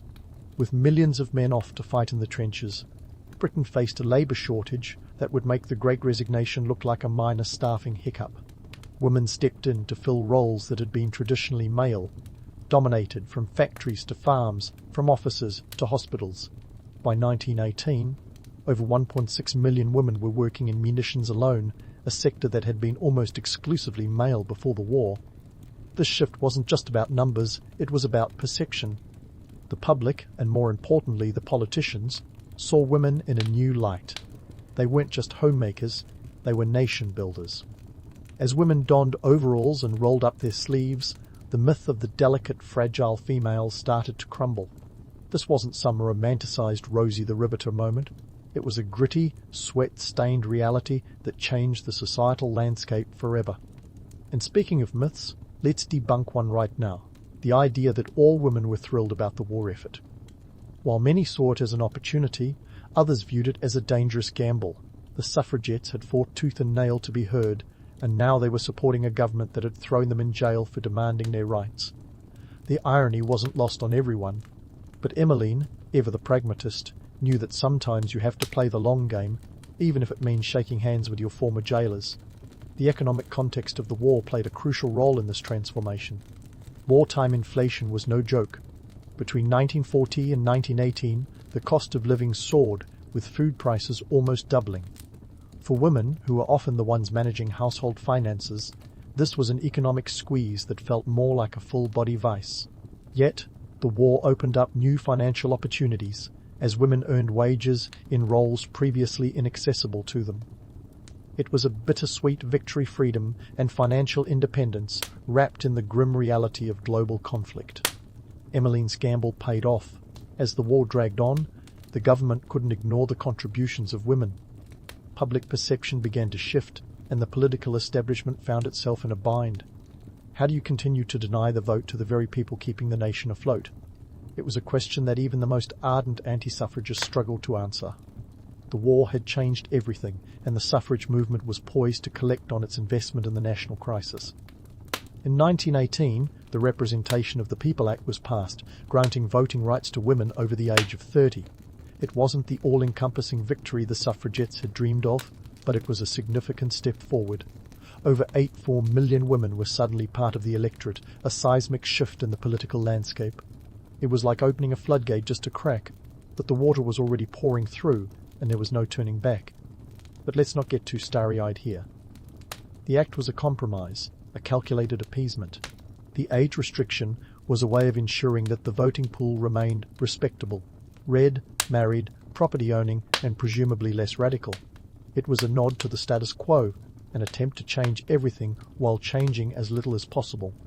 The establishment was still trying to have its cake and eat it, but Emmeline and her fellow suffragettes knew that even a small victory was still a victory. Emmeline Pankhurst's strategic pivot during the war was a testament to her understanding of politics as the art of the possible. She knew that sometimes, to win the war, you have to change the battlefield. The suffrage movement's support for the war effort wasn't just about patriotism. It was about leveraging a national crisis to force open doors that had been bolted shut for centuries. And so, as the war drew to a close and the world began picking up the pieces, Emmeline Pankhurst could look back on her life with a sense of triumph. She had taken a movement from the fringes of society to the heart of the political debate. The suffragettes had been maligned, imprisoned, and ridiculed, but they had never been ignored. Their fight was far from over, but they had shown the world that women weren't just demanding a place at the table, they were setting the agenda. In the end, the suffrage movement's activities during World War I were a masterclass in strategic adaptation. Emmeline Pankhurst had taken a potentially devastating global conflict and turned it into an opportunity for social change. The war may have started with a bang, but it ended with a quiet revolution, one where the role of women was forever transformed. As the dust settled, it was clear that the suffrage movement had not just survived. It had thrived, ready to continue the fight with renewed vigour and a broader base of support. Yet, the victory was bittersweet. While the Representation of the People Act of 1918 was a monumental achievement, it was also a reminder of the long road still ahead. Women under 30, who had borne much of the wartime burden, were still without a vote. The fight for full suffrage was far from over, and Emmeline Pankhurst knew that resting on laurels was not an option. The war had opened doors, but the suffragettes would need to push them wide open. As the world shifted from war to peace, Emmeline's legacy was already taking shape. Her ability to adapt, to see opportunities where others saw obstacles, had set the stage for future generations of women to continue the fight. Emmeline Pankhurst had shown that sometimes the greatest victories come not from direct confrontation, but from knowing when to change the game entirely. So, as we leave Emmeline in 1918, standing at the brink of a new era, we're left with a potent reminder: history isn't just made by those who demand change, it's made by those who are willing to adapt, to seize the moment, and to never, ever give up. The suffragettes had proven that the pen might be mightier than the sword, but sometimes it takes a war to make people listen. And as the world turned its gaze to the future, Emmeline Pankhurst and her fellow suffragettes were ready to continue their march toward equality, one step at a time. And so we find Emmeline Pankhurst on the cusp of a new chapter, not content to simply ride the wave of 1918's hard-won victory. With a steely resolve forged in the crucible of relentless activism, she turned her gaze toward the unfinished business of complete suffrage. You see, while the Representation of the People Act was a landmark change, it was also a half-baked compromise. Women under 30 were still waiting in the wings, like understudies never called to the stage. Now, you might think the end of World War I would have given Emmeline a chance to kick back, maybe take up knitting or tame a garden. But no, she was more about uprooting weeds than planting roses, especially when those weeds came in the form of political inequality. So she continued to push for full voting rights because in her book, partial victory was just another term for unfinished business. Into the 1920s, a decade that promised jazz and flapper dresses, but also delivered a political hangover from the war. Britain was grappling with economic aftershocks, with unemployment figures doing the cha-cha around 10%. Women who had stepped up during the war were now being shoved back into domestic roles faster than you could say patriarchal rollback. Emmeline wasn't having any of it. Despite the setbacks, Emmeline was relentless. In 1926, she moved to Hampstead and even briefly considered a run for Parliament as a Conservative candidate. Yes, you heard that right. Conservative. It's like finding out your favourite punk rocker now sells insurance. But here's the twist. Emmeline saw it as a strategic move. Aligning with a major party was her ticket to influence, and she was willing to play the game if it meant getting results. Her 1928 run for Parliament in Whitechapel was a testament to her unyielding spirit. She was like a political chameleon, adapting to the shifting hues of a post-war Britain. Tragically, she passed away on June 14, 1928, just weeks before the Representation of the People Act 1928 was enacted. This act finally granted equal voting rights to women over the age of 21, a victory that was both a tribute and a testament to her tireless campaigning. It was as if the universe had decided to drop the mic just as she was reaching for it. Now, let's peel back the myth of Emmeline Pankhurst, the tireless icon. Sure, she was a force of nature, but she wasn't without controversy. Her willingness to work with the Conservative Party left some fellow suffragettes grumbling into their teacups, questioning her allegiance to radical change.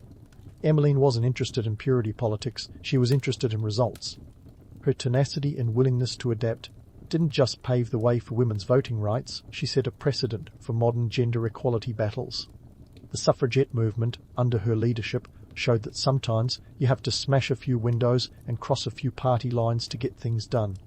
And while the romantic image of the suffragettes in their Edwardian garb is appealing, the real story is one of grit, determination, and a willingness to play the long game.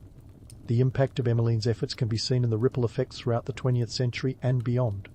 The passage of the 1928 Act was like a stone tossed into a pond, creating waves that would eventually lead to women's greater participation in politics, business, and society at large. It's a reminder that the fight for equality is less a sprint and more a marathon, run by those who refuse to accept the status quo. Emmeline Pankhurst's legacy is a complicated tapestry woven with threads of both romantic myth and harsh reality. She was a pioneer who understood that change didn't come from sitting on the sidelines. Her life is a testament to the power of persistence, a lesson in how sometimes the loudest voices aren't the ones shouting, but the ones speaking truth to power, even when it's inconvenient. In wrapping up our tale of Emmeline, let's leave with this thought. History might be written by the victors, but it's the disruptors who make it worth reading. Emmeline Pankhurst, with her indomitable spirit and strategic savvy, was one such disruptor. Her story is a reminder that the fight for justice is never truly over. It's a baton passed from one generation to the next, a reminder that the best way to honour the past is to keep pushing forward, one vote at a time.